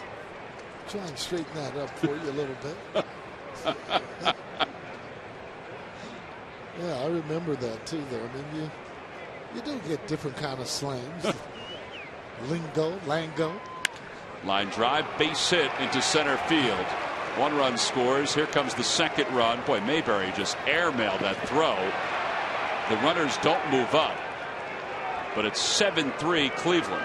And this inning has just flipped out of control. That's heartbreaking right there. Coming up with that 2-out base hit right up the middle again. Mayberry just undecided on exactly where he wanted to throw the ball, so he threw it halfway between home plate and third. Take a look at it. Ball headed, line drive right up the middle. Nothing he can do. Now check this throw out. Almost undecided as he lets it go. Ricochets, and that's what pitchers are all about. They got to back up plays when they get base hits. Always some place for them to go.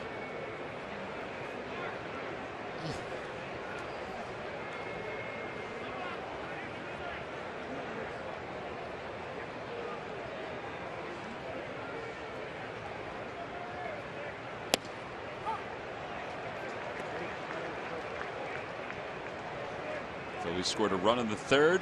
The Indians got the run back. Phillies scored 2 in the 5th. The Indians have gotten those 2 runs back here in the 6th. Well, you're right, boy. They just keep on fighting and coming up with some clutch base hits. Inside and low, 1-1 to Nick Swisher.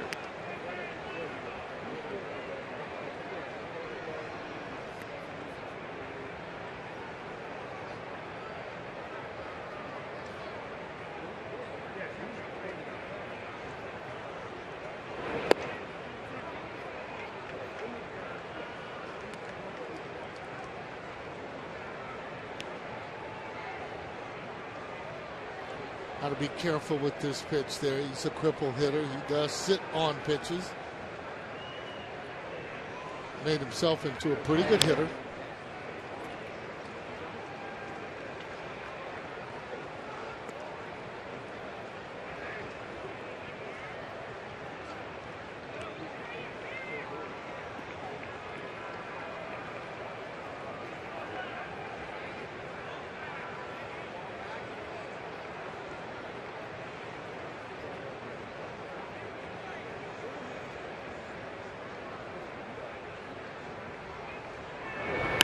And hard toward third. Backhanded stab by Michael Young. Goes to second in time to get his Drupal Cabrera. 5-4 on the putout. And boy, did the Phillies and Jeremy Horst need that play right there. 2 runs for the Indians. It could have been more. Nick Swisher hit that one right on the nose. But Michael Young taking care of his position as we go to the bottom of the 6th.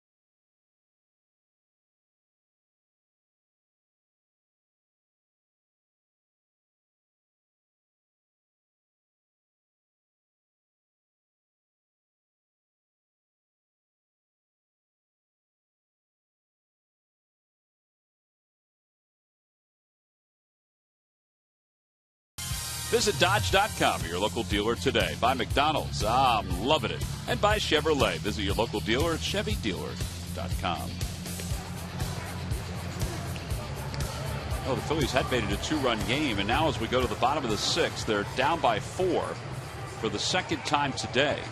And they'll have Michael Young, Ryan Howard, Delman Young due up against the right-hander Corey Kluber, who today has allowed 3 runs on 5 hits. All 3 runs driven in by Jimmy Rollins. Well, they got to answer him back again. I mean, that's the way you answer a team that scores 2 runs on you. They've been going back and forth. Be nice for them to answer him maybe with about maybe 3, huh? How about 10? I thought we'd keep it realistic. Let's go with the 3 first. Okay, coming back. How about I meet you halfway? I will go with 5. All right, I'll go for that. 0-2 the count to Michael Young. Well, he's putting those in really good spots on Michael. Just kind of away a little bit, and again, he's running out of bat. If he makes a mistake middle in, that ball will be a high fastball. Line drive caught by Kipnis, 1 away. But if he makes that mistake like he did middle in, Young will be able to hit that ball. See, as he's shaking his head, he knows that was a bad pitch.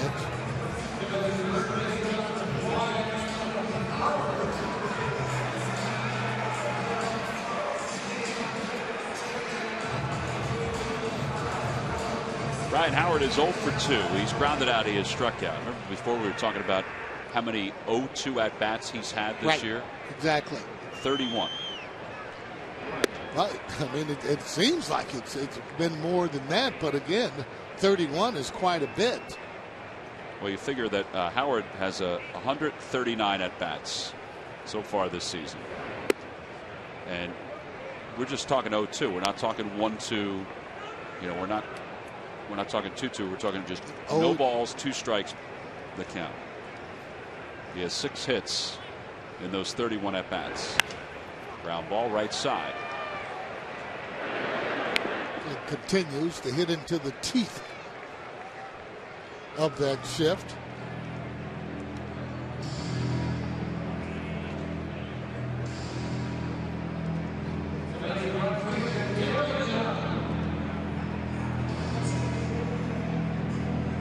Yeah, Derek Young just hasn't seen him well the whole day. Delman Young, I mean, I keep saying his brother's name is Dimitri.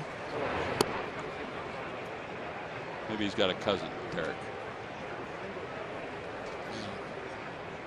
Yeah. Younger brother, maybe. 1 ball, no strikes to Delman Young. Down the right field line, 1-1. Just keeping him off balance. Again, we'll have to ask the hitters, but apparently it might be difficult to see as he throws the ball in. He's had plenty of movement on it as he comes inside again.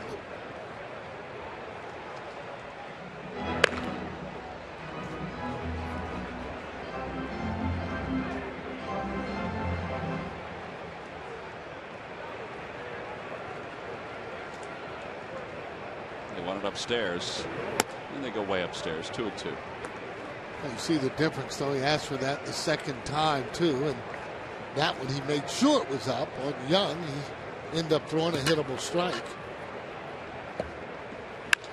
Line drive off the glove of Cabrera. And they'll score that a base hit. Good hitting. Especially after a guy has got you twice. Right off the tip of the glove. Actually, it wasn't off the tip of the glove. More off of the thumb there. Lucky to get a hit on that particular ball, even though maybe it hooked on him, or scorekeeper thinking it was hit too hard.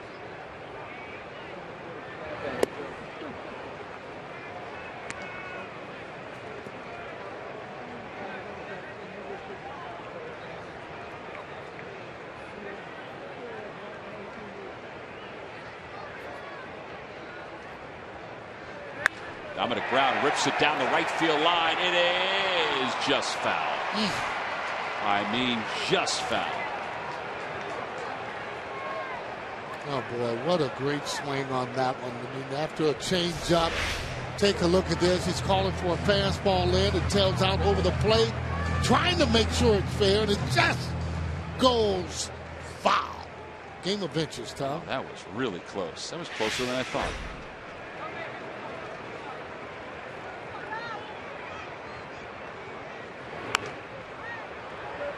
Came inside again. He fouls it away. Dominic with 7 home runs. That's tied with Chase Utley for the team lead. 19 runs batted in. 4 straight games with an RBI, and he has Delman Young over at first with 2 outs. And now the 0-2. Outside, 1-2. It's hitting almost everybody on that. Must be pretty inviting seeing that ball come up high. And usually when you throw it up high for a hitter, it looks very big, that ball does.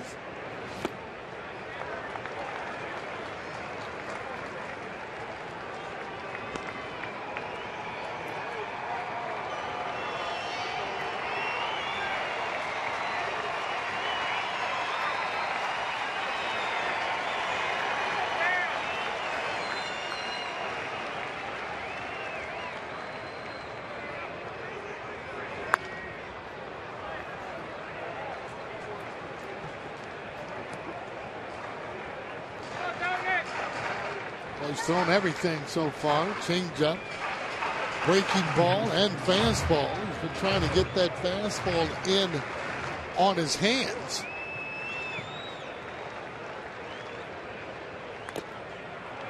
Santana can't hang on. That got a piece of him, and it remains 2-2.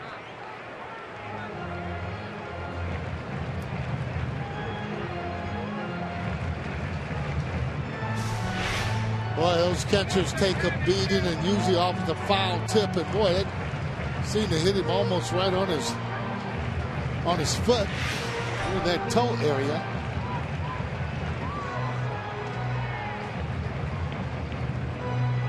Terry Francona, the Indians' athletic trainer, coming out to take a look at him.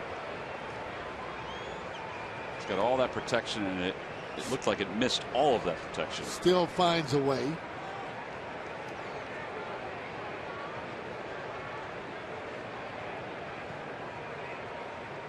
It doesn't matter. I mean, as a batter, you foul that off, you feel the same way. Foul it off, it hits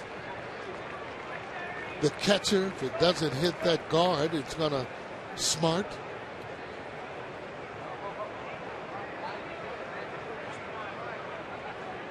Lonnie Soloff, who's the athletic trainer, is trying to make sure that they give him enough time to shake off the pain. And you see all that shield all on his foot, and for the ball to really hit him just about flush, I don't know. I guess he had to be moving, but take a look at it. See how that guard is there? It's all on his foot. He's saying thank you for giving him a little time. Unwritten rule. Catcher gets hit, gets time. And there's that padding. Inside and low. This is a 9-pitch at bat right now for Dominic Brown. On the Toyota Major League scoreboard, Alex Rios has a triple and 2 runs, 3 hits for the White Sox. They lead the Twins 5-2. It's been a little bit of a struggle this year for the White Sox, in last place in the Central. Delman Young goes. 3-2 is rolled under the glove of Kluber, barehanded by Kipnis, and in time as Reynolds hangs onto the bag. Somwell and Dominic Brown are saying that his foot was off the bag. Mark Carlson says 4-3 on the putout. We're through 6. We go to the 7th with the Phillies down by 4.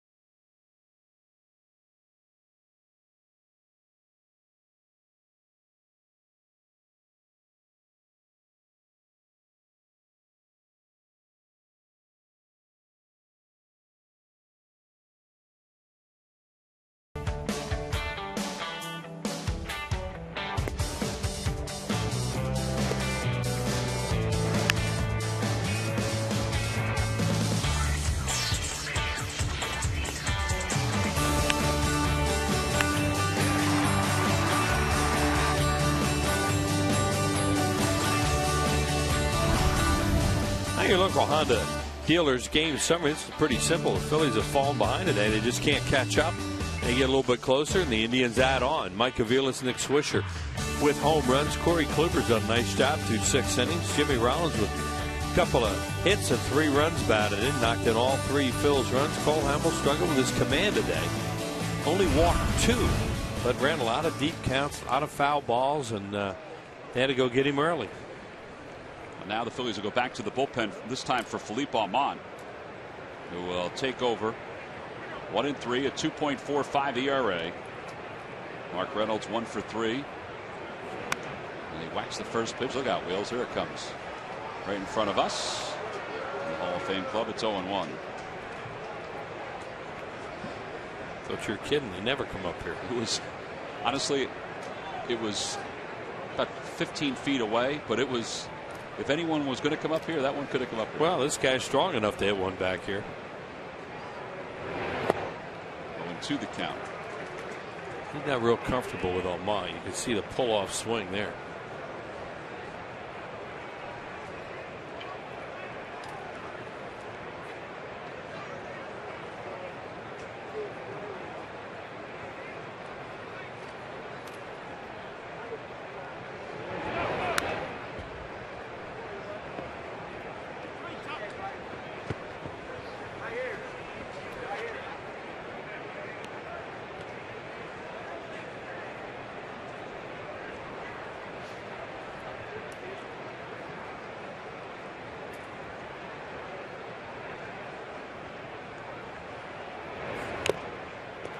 Stays alive. It remains 0-2.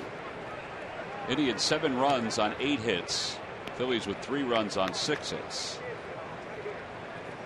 Phillies made it a 2-1 ball game. Then it was 3-1. Then it was 5-1. Then it was 5-3. And the Phillies were back in it. But the Indians, to their credit, scored 2 in their half of the 6th. 2 outs and nobody on base. The pitcher up. You thought, man, it might be through that inning, but 2 more runs. Swing and a miss. 1 away. These lucky fans are today's Citizens 7. They will receive a prize pack courtesy of Citizens Bank. Citizens Bank with the most 7-day branches in the Philadelphia area. To find a branch near you, visit citizensbank.com.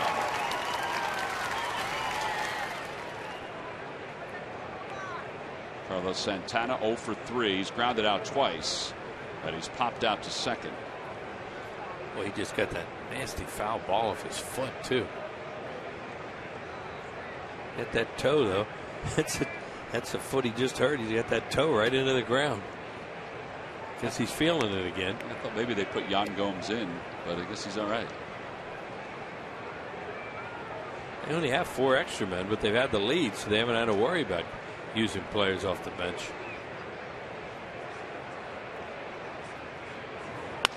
He rips that one foul. Carlos Santana came into this ball game with a 714 on base percentage against the Phillies. Catcher. 714. It's amazing. In 3 games. I mean, it's only 3 games, but still. Pretty impressive. His on base percentage is second in the American League at 438. Well, when you have that, you walk too. You don't have that kind of on base percentage. You know, you have to walk once in a while. He must be a really selective hitter too. Well, he's walked 5 times just in the games against the Phillies.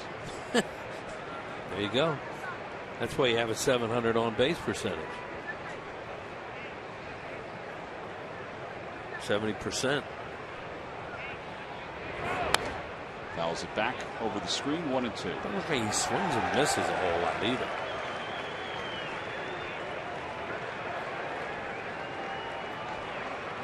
Catchers, go back there and take that beating that he's taking back there, and then come out and throw that kind of offense out.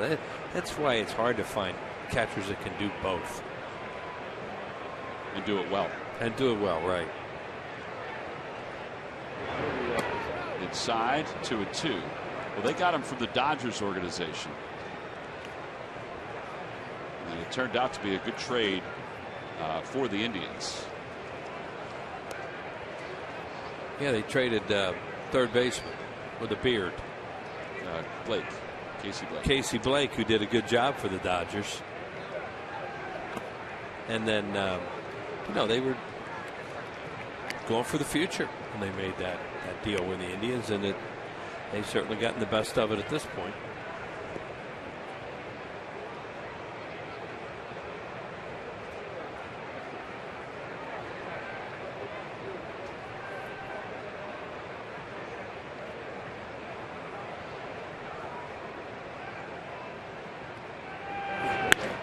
Hits that one through the hole on the right side, so he's aboard for the first time today.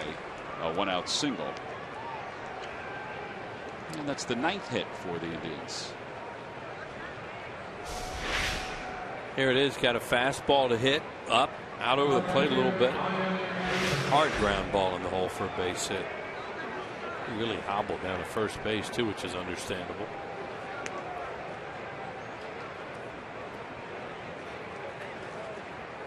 Ryan Rayburn is 0 for 2. He was hit by a pitch in the second. Ball that he barely moved to get out of the way of. Yeah, Cole threw him a curveball and hit him on the foot with it.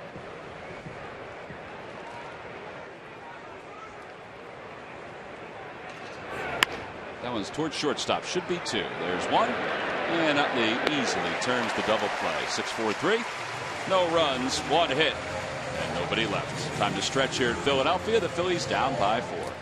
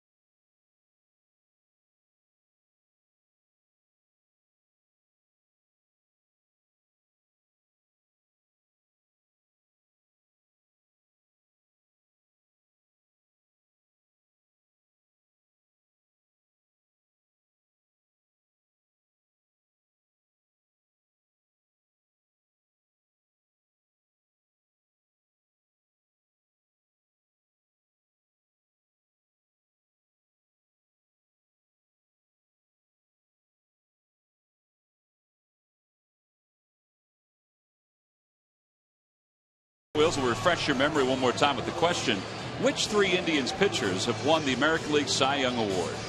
You said 2 are fairly easy. I'm stuck on the third. I think Cliff Lee and CC Sabathia. Excellent. Those are the first 2. You've got 2 of the 3 out of the way. Let's see what you can do with the third. Not Len Barker. It's not Len Barker. I know that. As much as you tried to get us to say it was. I don't know. Talked about this guy a couple weeks ago. We talk about him often. We do? Yeah. Teammate of Sarge's. Sarge played for a lot of teams. Won over 300 games. Oh, he's a Hall of Famer then. He is a Hall of Famer. He used to walk around with all these different teams on his jersey. Every time he'd do an appearance. I don't know. How about we throw Gaylord Perry out there for you? Oh, really? That's right. I'm thinking of him as a Giant. You can think of him as a Giant. You can think of him as a Mariner. You can think of him as an Indian. And a Padre. Yep. Michael Brantley takes over in left field. They move Rayburn from left to right, and Nick Swisher from right field over to first base. Cody Allen is the new pitcher for the Indians as he takes over for Corey Kluber. Cody Allen will face the bottom third of the order, 1-0, a 2.60 earned run average. First pitch upstairs, 1-0. Phillies down by 4. They've got 3 at-bats to get 4 runs.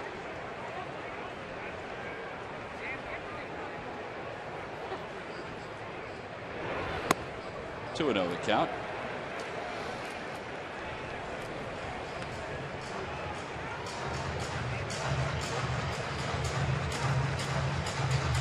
There's Swisher. Moves from right field over to first base. Mark Reynolds is out of the game. 3-0.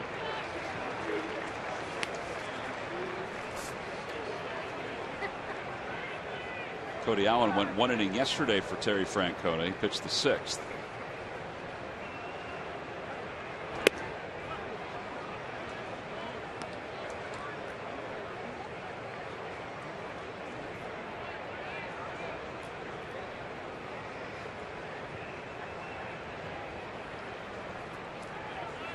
Ground ball to third. And Luis slams the bat down, 1 away. The Phillies did a lot of good things yesterday offensively. They haven't been able to do those same things here today. John Mayberry, who did a lot of those good things yesterday, has had a good day. He's up now with 1 out. Ryan Howard is hitless in 3 at-bats, 2 for his last 25. Mayberry has scored 2 of the 3 runs. He'll be followed by Lance Nix, who's in the on-deck circle. The Indians do have a left-hander in the bullpen.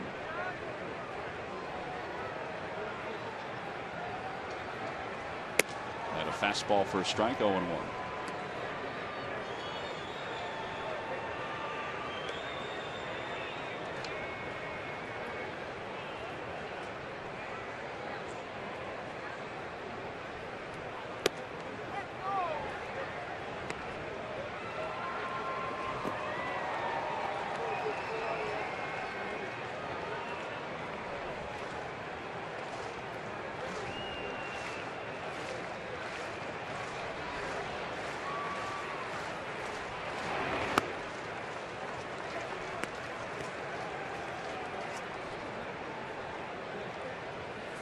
Charlie Manuel's team has managed 6 hits today. 2 of those hits from Rollins, 2 from Mayberry. They just really couldn't solve Corey Kluber. But the pitching didn't help, and Mayberry's down looking, 2 outs.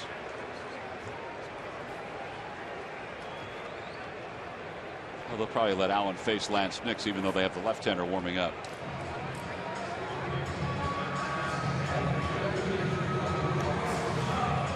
So Felipe Almont gets 1 inning in today. Lance Nix 7 for 20 as a pinch hitter. Tied for the lead in pinch home runs.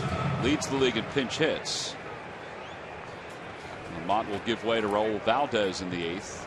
Swing and a miss by Nix, 0-1.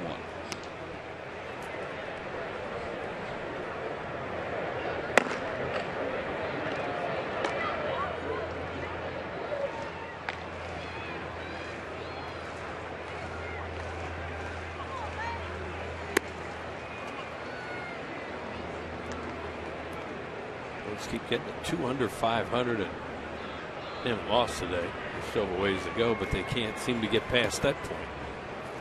Yeah, if there is a bright spot at this point in the year, is that the Braves have kind of left the door open. So have the Nationals. I mean, the Phillies began today 3.5 out. Yeah, the Braves started out what, 12-1. 12-1. That was a little difficult, but yeah, they've really cooled off. And Washington has played okay, but they've had a lot of injuries too. 1-2 the count to Nix. Swing and a miss, and nothing across for the Phillies here in the bottom of the 7th. 2 strikeouts for Allen. Phillies go down in order. We've completed 7. On to the 8th inning here in Philadelphia. It's 7-3 Cleveland.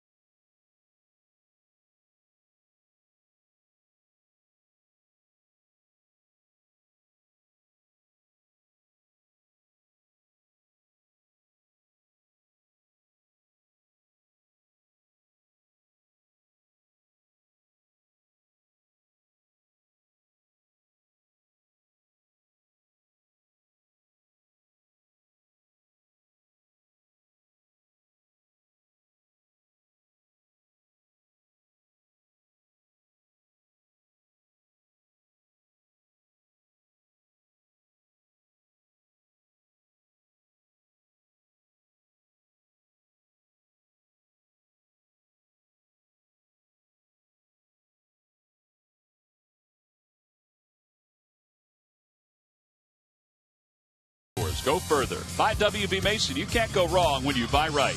And buy Mazda. We believe if it's not worth driving, it's not worth building. Top of the 8th inning, the Wiggles are performing on the dugout with the Fanatic. The Wiggles began in 1991 in Sydney, Australia. There's only one of the original Wiggles that's still part of the tour and the television show. They are here entertaining the crowd today. You got a chance to meet some of the Phillies before the ball game.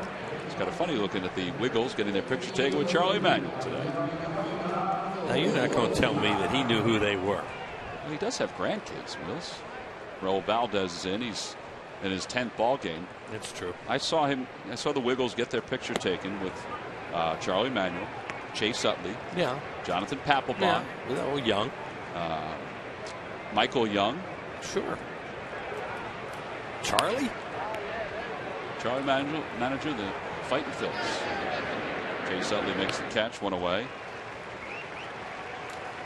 So 1 out, and Brantley, who came in as a double switch, will be the hitter. Phillies Baseball Academy will be open for boys and girls aged 6 to 14. They have baseball and softball camps this summer. There are 13 locations, many weeks to choose from. There's a camper reunion night, a trip to the ballpark. The Baseball Academy includes official Phillies Baseball Academy uniforms. Call 610-520-3400 for more information.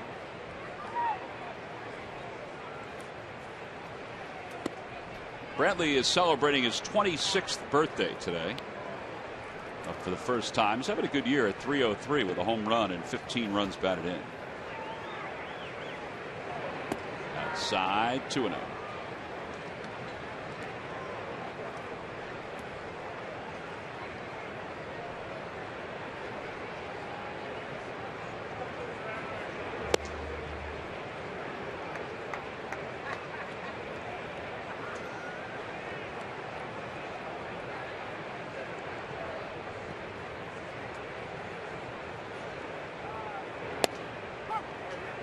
Raul Valdez is considered the long man for the Phillies, and with the starters going as deep as they've gone in recent games, he hasn't worked since the 5th of May. He just delivered a ball to Brantley, who draws a 1-out walk. Today the Phillies have not retired the Indians in order 1, 2, 3, but every time they do that to the opposition, Comcast will make a contribution to Phillies charities. Phillies baseball is brought to you by Xfinity, your home for the most live sports, giving you all your favorite sports all year long. They keep mixing in walks. It's a good way to score runs.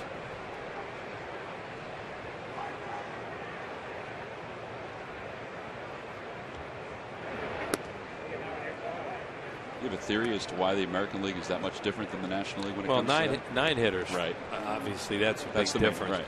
But I don't know why they're. Maybe because of the Red Sox and the Yankees did it so successfully, And the A's. that more teams have started to try to do that. But when you watch American League games, you see a lot of what you're seeing here today. A lot of walks, deeper counts, foul balls. Well, the deeper count part, it's part of the game. At Sure. least it's become part of the game. Is to try to get the pitcher in a count where he'll throw you a fastball. Or you try to get the starter out as fast as possible, like today, what they were able to do. That's the whole idea of the thing. But it's remarkable how the American League does it so much more than the National League.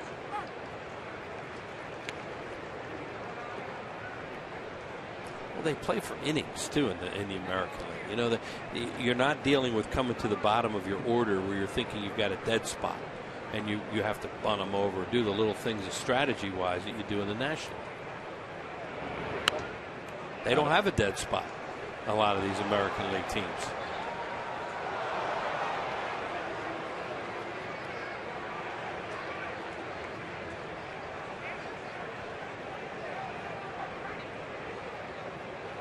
I think that's a philosophy too. The Phillies '93 team had that philosophy. They walked a lot. They had 3 guys get 100 walks that year. Inside 3-2. And they'd feed off it. And they were always getting the pitcher knocked out early and getting into the middle of bullpens and scoring runs that way. And it's just You either play that way or you don't. And I can't, I can't analyze any more than that.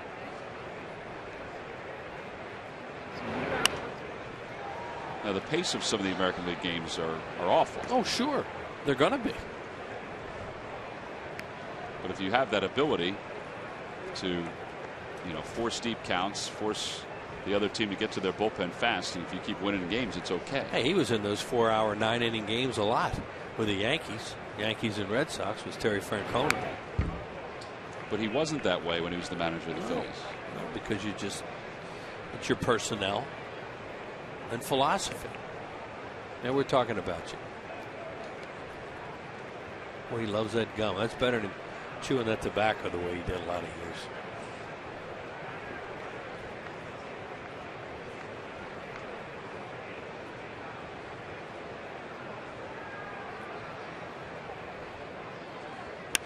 Liner to left field. Dominic Brown won't get there. It's a one hop off the wall. Brantley goes to third. So does the throw. And Stubbs has his second hit of the day. Second and third with one out. You get a walk, you get a double. And all of a sudden here comes an inning potential.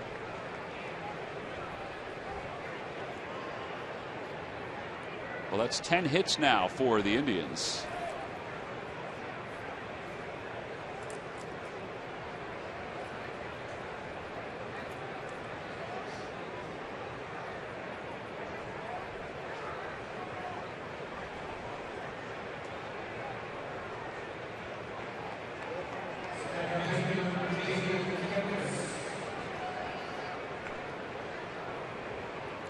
Phillies will have the corners in. Actually, they're going to bring everybody in. Down by 4 with one out here in the 8th. And the first pitch inside, 1-0. Valdez and Ruiz have been fighting the home plate umpire Sonia a little bit in this inning.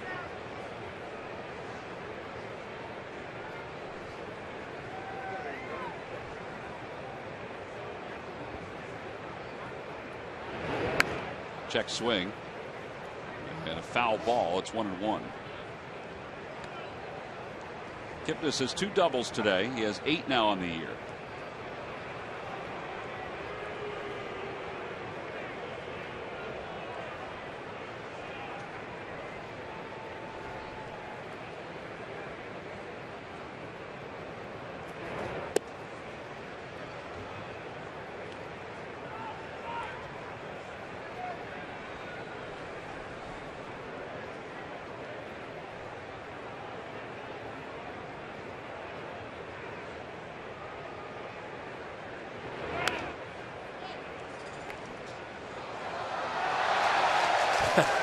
That guy down below almost made a great one-handed catch. This guy right here. And then he trapped it against the fence. Against the plexiglass. Yep. That was some play. Everybody reacted as if he had dropped it, and then when he realized he smothered it. They were a little disappointed because all set with a full-throated boo ready to start. 3-2 the count to Kipnis. Kind of had to put it on hold. Asdrubal Cabrera is on deck. That one has a potential for a different type of catch of the year. Yeah. It might be mixed in there. The trap. Creativity. Yeah.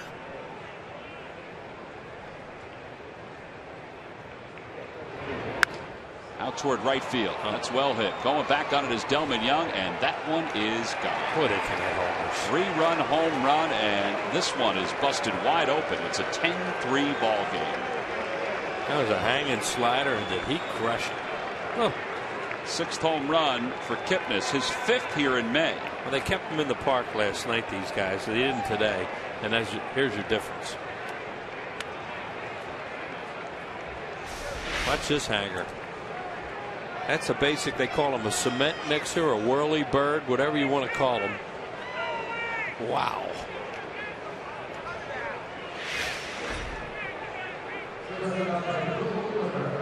Well, they average 4.5 runs per game. The Indians do, and they are well above that today. 10-3 Cleveland. Cabrera is the hitter, and he hits one foul past Brad Mills. And they had 2 games where they had a little lull. The Yankees second game of the Yankees doubleheader, and last night, and here they come again. You make mistakes, they will pound you. Should have an interesting year if their pitching holds up a little. Out toward right center field. Mayberry will glide under it for the second out. Now 2 away here in the 8th. And Nick Swisher's the batter.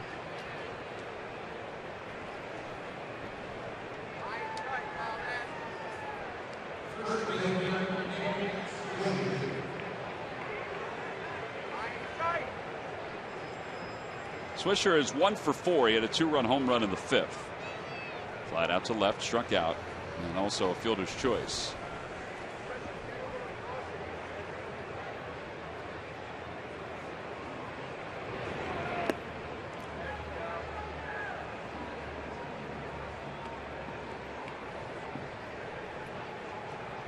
Not much you can do.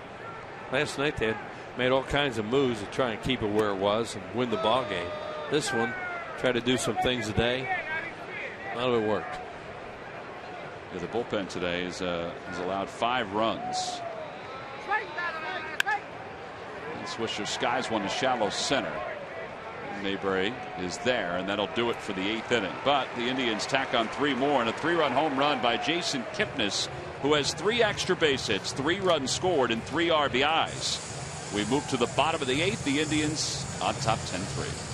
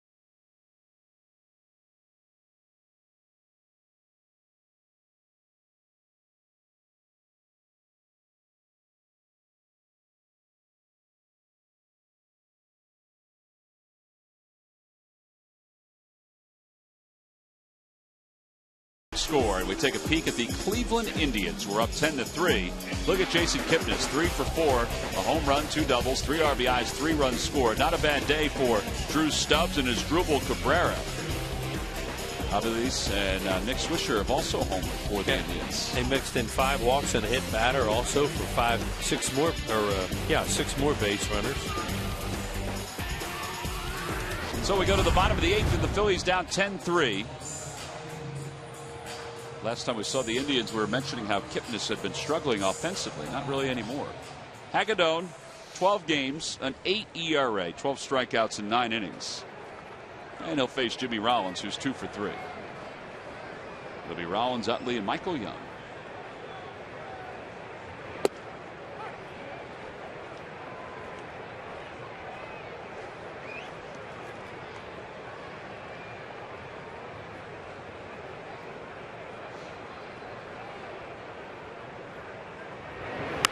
Rollins pops it up. Nick Swisher's at first base. Shading his eyes from the sun, 1 out.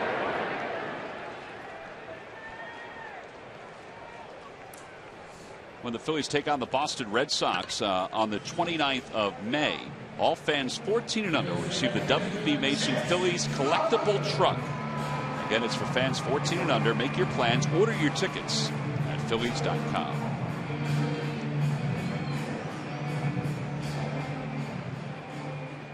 Utley is 0 for 3. He is flied out, popped out, and grounded out. It's a beautiful afternoon here to that little spritz.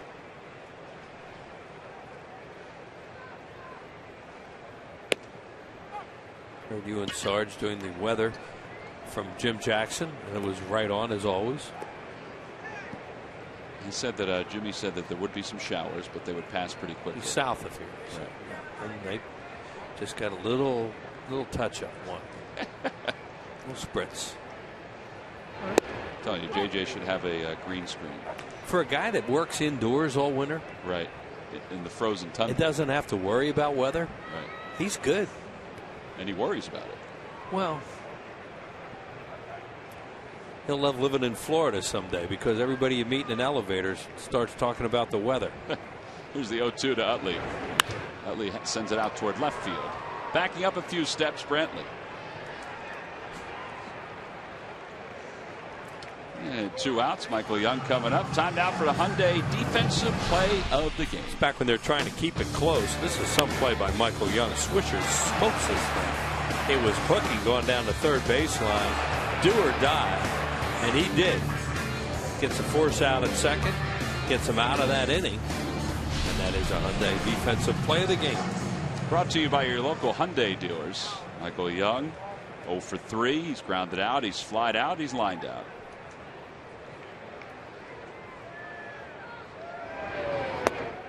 A little low, 1-0. It'll go a long time before you see a first baseman play as far off the line as Swisher is right now with a right-handed hitter. Look at that. That's some advanced scouting right there. He's hitting a lot of balls over there. Hit 3 balls to the right side in this game.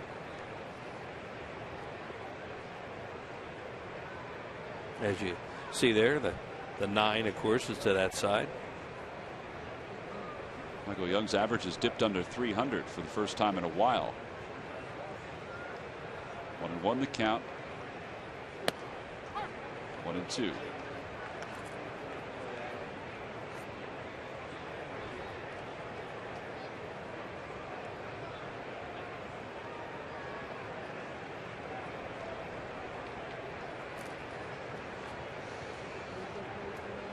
They're going to work it away again.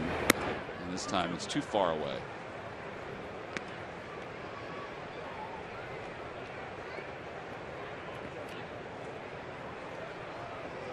First time since the 8th of April that Michael Young's average has been under 300.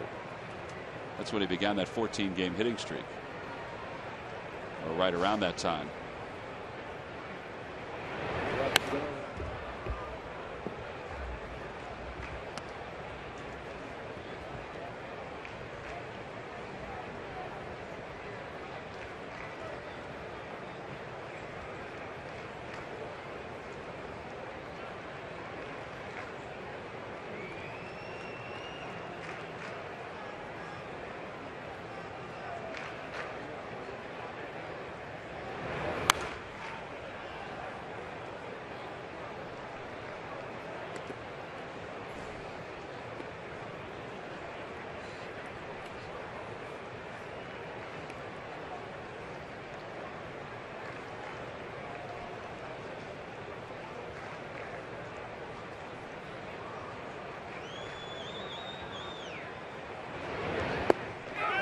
They'll appeal, and no, says Mark Carlson. 3-2. That's a pretty tough pitch to hold up against. Yeah, it's a breaking ball after a lot of fastballs. Throws him a curveball and holds up. According to the first base umpire, that's such a tough call, those check swings. I mean, we look at them in slow motion, freeze frame, and they got to take one quick look at it and decide. Ball 4, and Michael Young draws a walk with 2 outs. He's lefty on lefty with Ryan Howard coming up.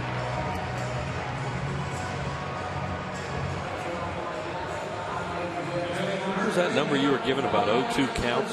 He had 31 at bats where the count was 0-2. Really? Yeah. That's a lot, right? Yeah, it's a lot. That's what we sensed. I think it is. Yeah, I mean, it's a quarter of it is at bats.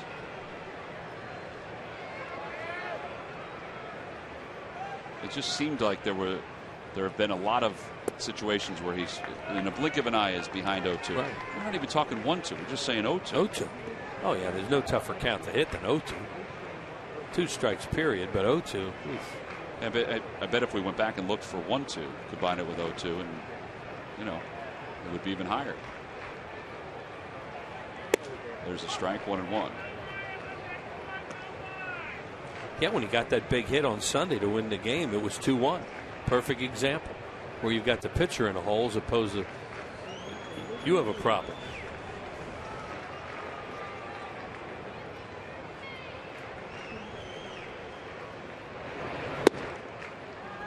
Two-1. Hitter's count.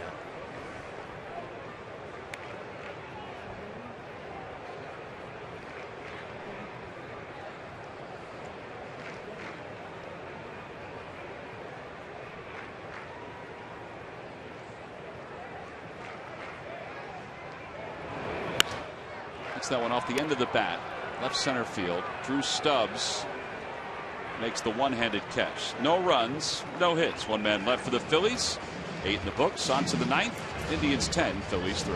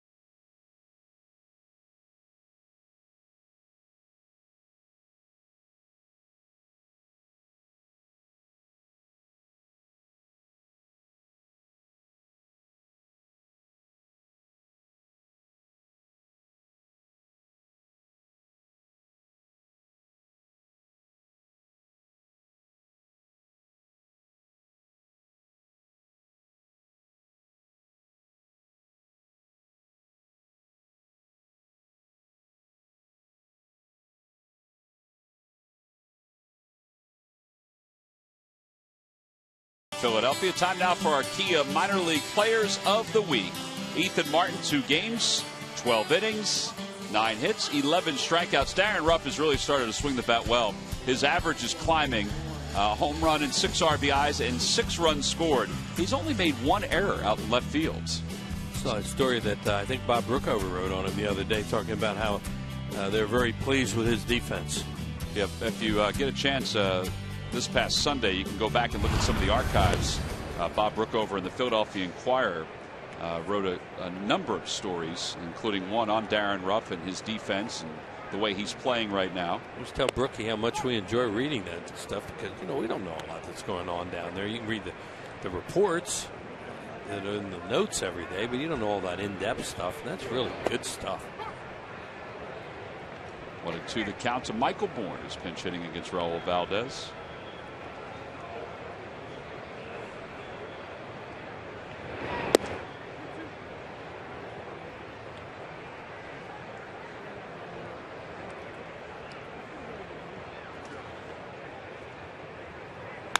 Ground ball, flagged down by Valdez.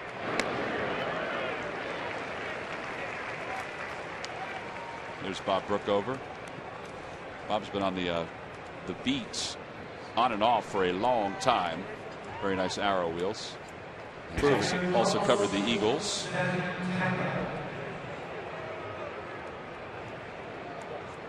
When I covered the Phillies back in '92 and '93 for the Times of Trenton, Brookie was on the beat for the Camden Courier Post. Correct.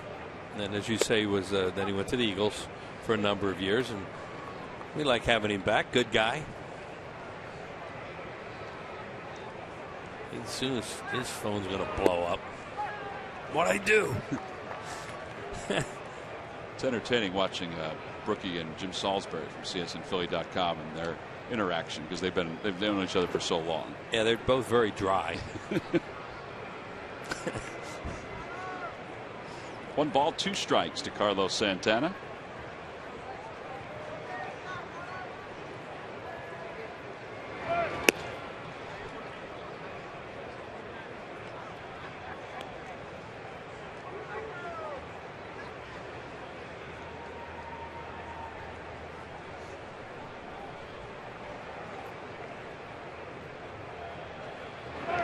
Swing and a miss. 2 outs. And Ryan Rayburn is the batter. Rayburn is 0 for 3. He's been hit by a pitch, struck out, grounded out, and grounded into a double play. Today, it hasn't been the Ryan Rayburn story as it was in the second game against the Indians out in Cleveland. It's the Jason Kipnis story. 3 extra base hits. They're headed home for a day off. Out toward right center field. Basket catch by Delman Young. And the side is retired. Indians go down in order for the first time today. Last chance for the Phils. Down by 7. That guy will lead it off.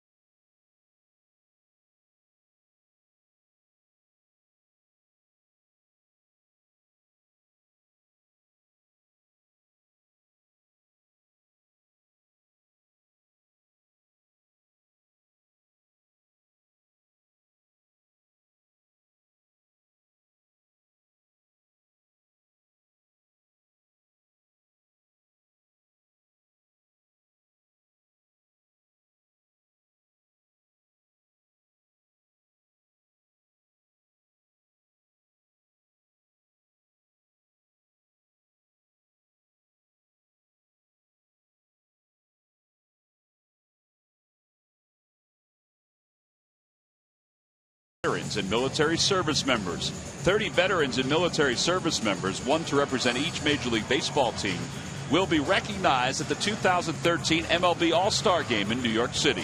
To nominate, go to tributeforheroes.com.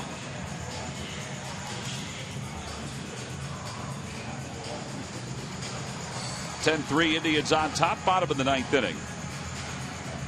There's Drew Stubbs, who's laughing in center field because all of a sudden Stubbs and Ryan Rayburn looked around and there were 4 outfielders for the Indians. Can't have that many. No. Rayburn was getting his glove from Stubbs when Michael Bourne came speeding out towards center field and all of a sudden went, wait a minute, what's going on here? I don't think Michael was supposed to go into the game after pitch hitting. I know, but he was announced that he had been in the game, and have to change that around now. Matt Albers is the new pitcher. This is his 12th ball game. So Hagedorn goes an inning. Does not allow a hit. In fact, the Phillies don't have a hit since the 6th against Corey Kluber, who pitched well today. 6 innings, 3 runs, 5 strikeouts. He didn't walk anybody. Albers will face Delman Young. Outside, ball 1.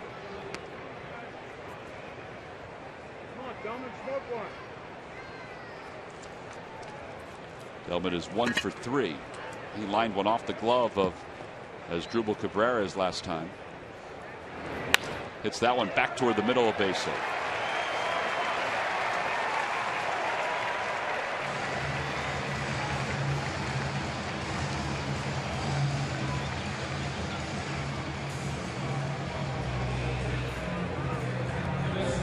Don't forget, coming up, Phillies postgame live. Ben Davis will break down Cole Hamels' performance against Corey Kluber. Plus a complete game breakdown with highlights only on Pure Auto Insurance presents Phillies postgame live.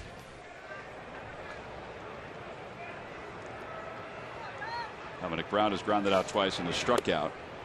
0-1 the count. How much that ball miss a pole by? It was really close. I would say maybe 2 feet. And close, and it went out in a hurry. It went out fast, yeah. There was a young lady who was sitting out there that I think it nicked, but because it was going quickly, she couldn't get out of the way. Pulled it down the right field line in a hurry.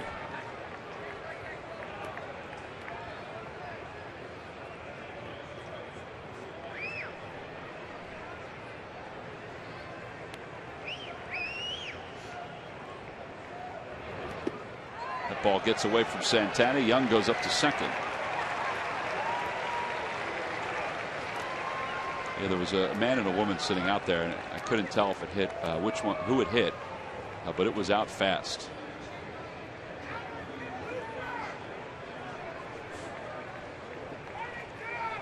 One ball, 2 strikes to Dominic Brown. Dominic has hit in 5 straight. He has an RBI in 4 straight. Trying to keep that stretch alive.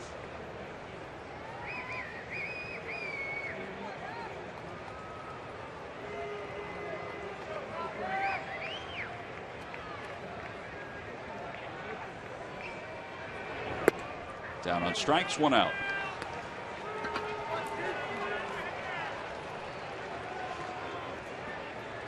And that'll bring Carlos Ruiz to the plate. The Phillies with 7 hits today. They've reached another game where they've scored 3 runs or less. That's not a good number for them. It's their 23rd game where they've scored 3 runs or less. They've only won 5 of them.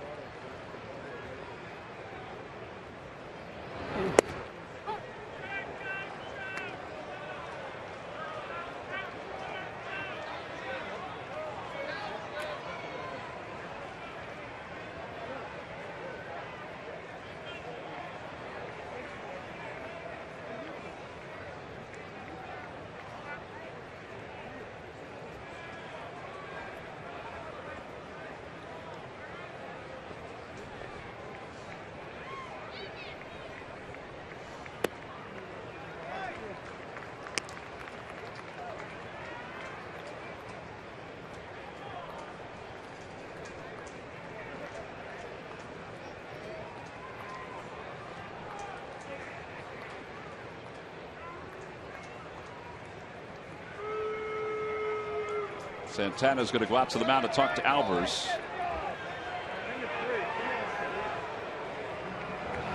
First sign after 2. I think they're disagreeing, Wills. At least it seems to. They seem to be right now.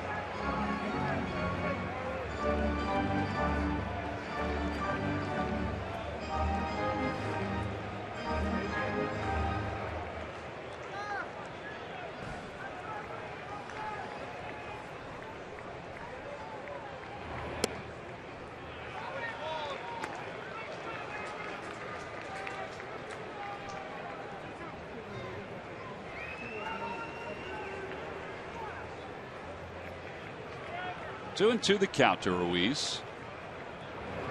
And he hits it inside the first base bag. A fair ball. The Phillies will get a run here in the 9th inning. And Carlos will get an RBI. In a hurry. Double. Gee. Started to coast between first and second. Kipnis put a lot on that throw. So it's an RBI double, second hit of the day for Carlos. It's his first RBI of the year. And it's the 300th of Carlos's career. Yeah, see, he squirts it right down the line here. Then it heads over towards the seats. Now watch, see right there. He's shutting it down at that point, and then, whoo, he was almost out. He still had the RBI, but that would have been a little embarrassing. So Carlos today scored just his 5th run And drives in a run. As we mentioned, it's his 300th career RBI. John Mayberry's 2 for 3.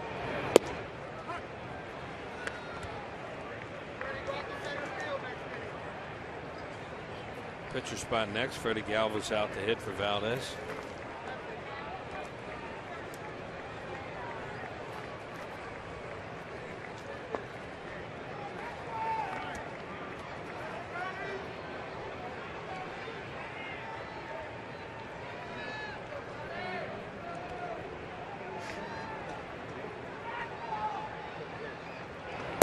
Checked his swing. Did he go? Yes, says Mark Carlson. 0-2. And he is called safe on every check swing so far. It did look like he went on that one. It did.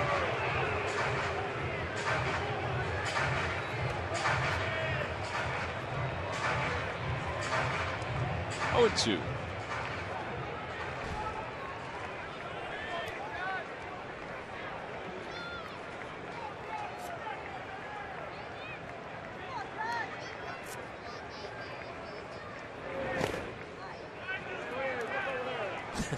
Just what Santana needs right now. He's getting beaten up on these breaking balls in the dirt. After all he's been through today, gotta be. He's tired. Tito's in the dugout like, let's go. He hasn't had to use Chris Perez in this series. His closer. He'd like to have another day off. We didn't see Chris Perez in Cleveland either. Yeah, and they have tomorrow off before they open this. Or do they? No, they play Seattle. I think they are off tomorrow and then play Seattle. Down 2-2. Tomorrow, Wheels, the Cleveland Indians have off. Yeah. Seattle's at New York if you want to see them. They thought they had two off days this week, too. But then they had to play the makeup doubleheader on Monday. They were looking forward to a day off in Philadelphia. Tomorrow, the Phillies will have the Phillies Festival. Yep. Benefiting ALS. It's a yearly event. It's always a great event here at the ballpark. Everybody's involved. Charlie, the front office, the players. 3 balls, 2 strikes to Mayberry with a runner at second.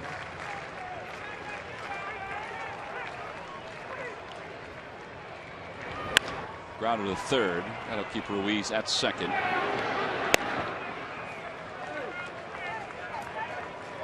And the Phillies down to their final out. Freddie Galvis will pinch hit.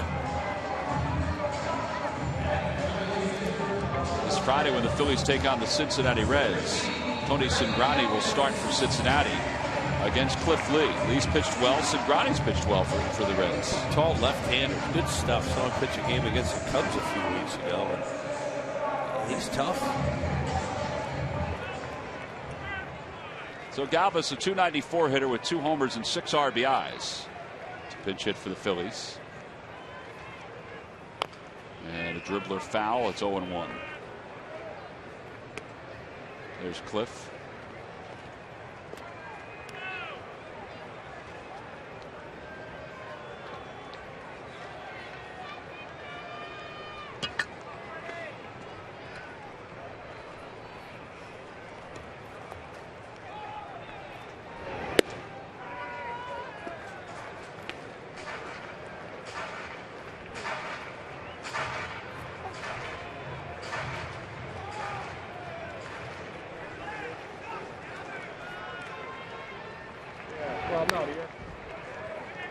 And now the Phillies down to their final strike. 1-2 with 2 outs.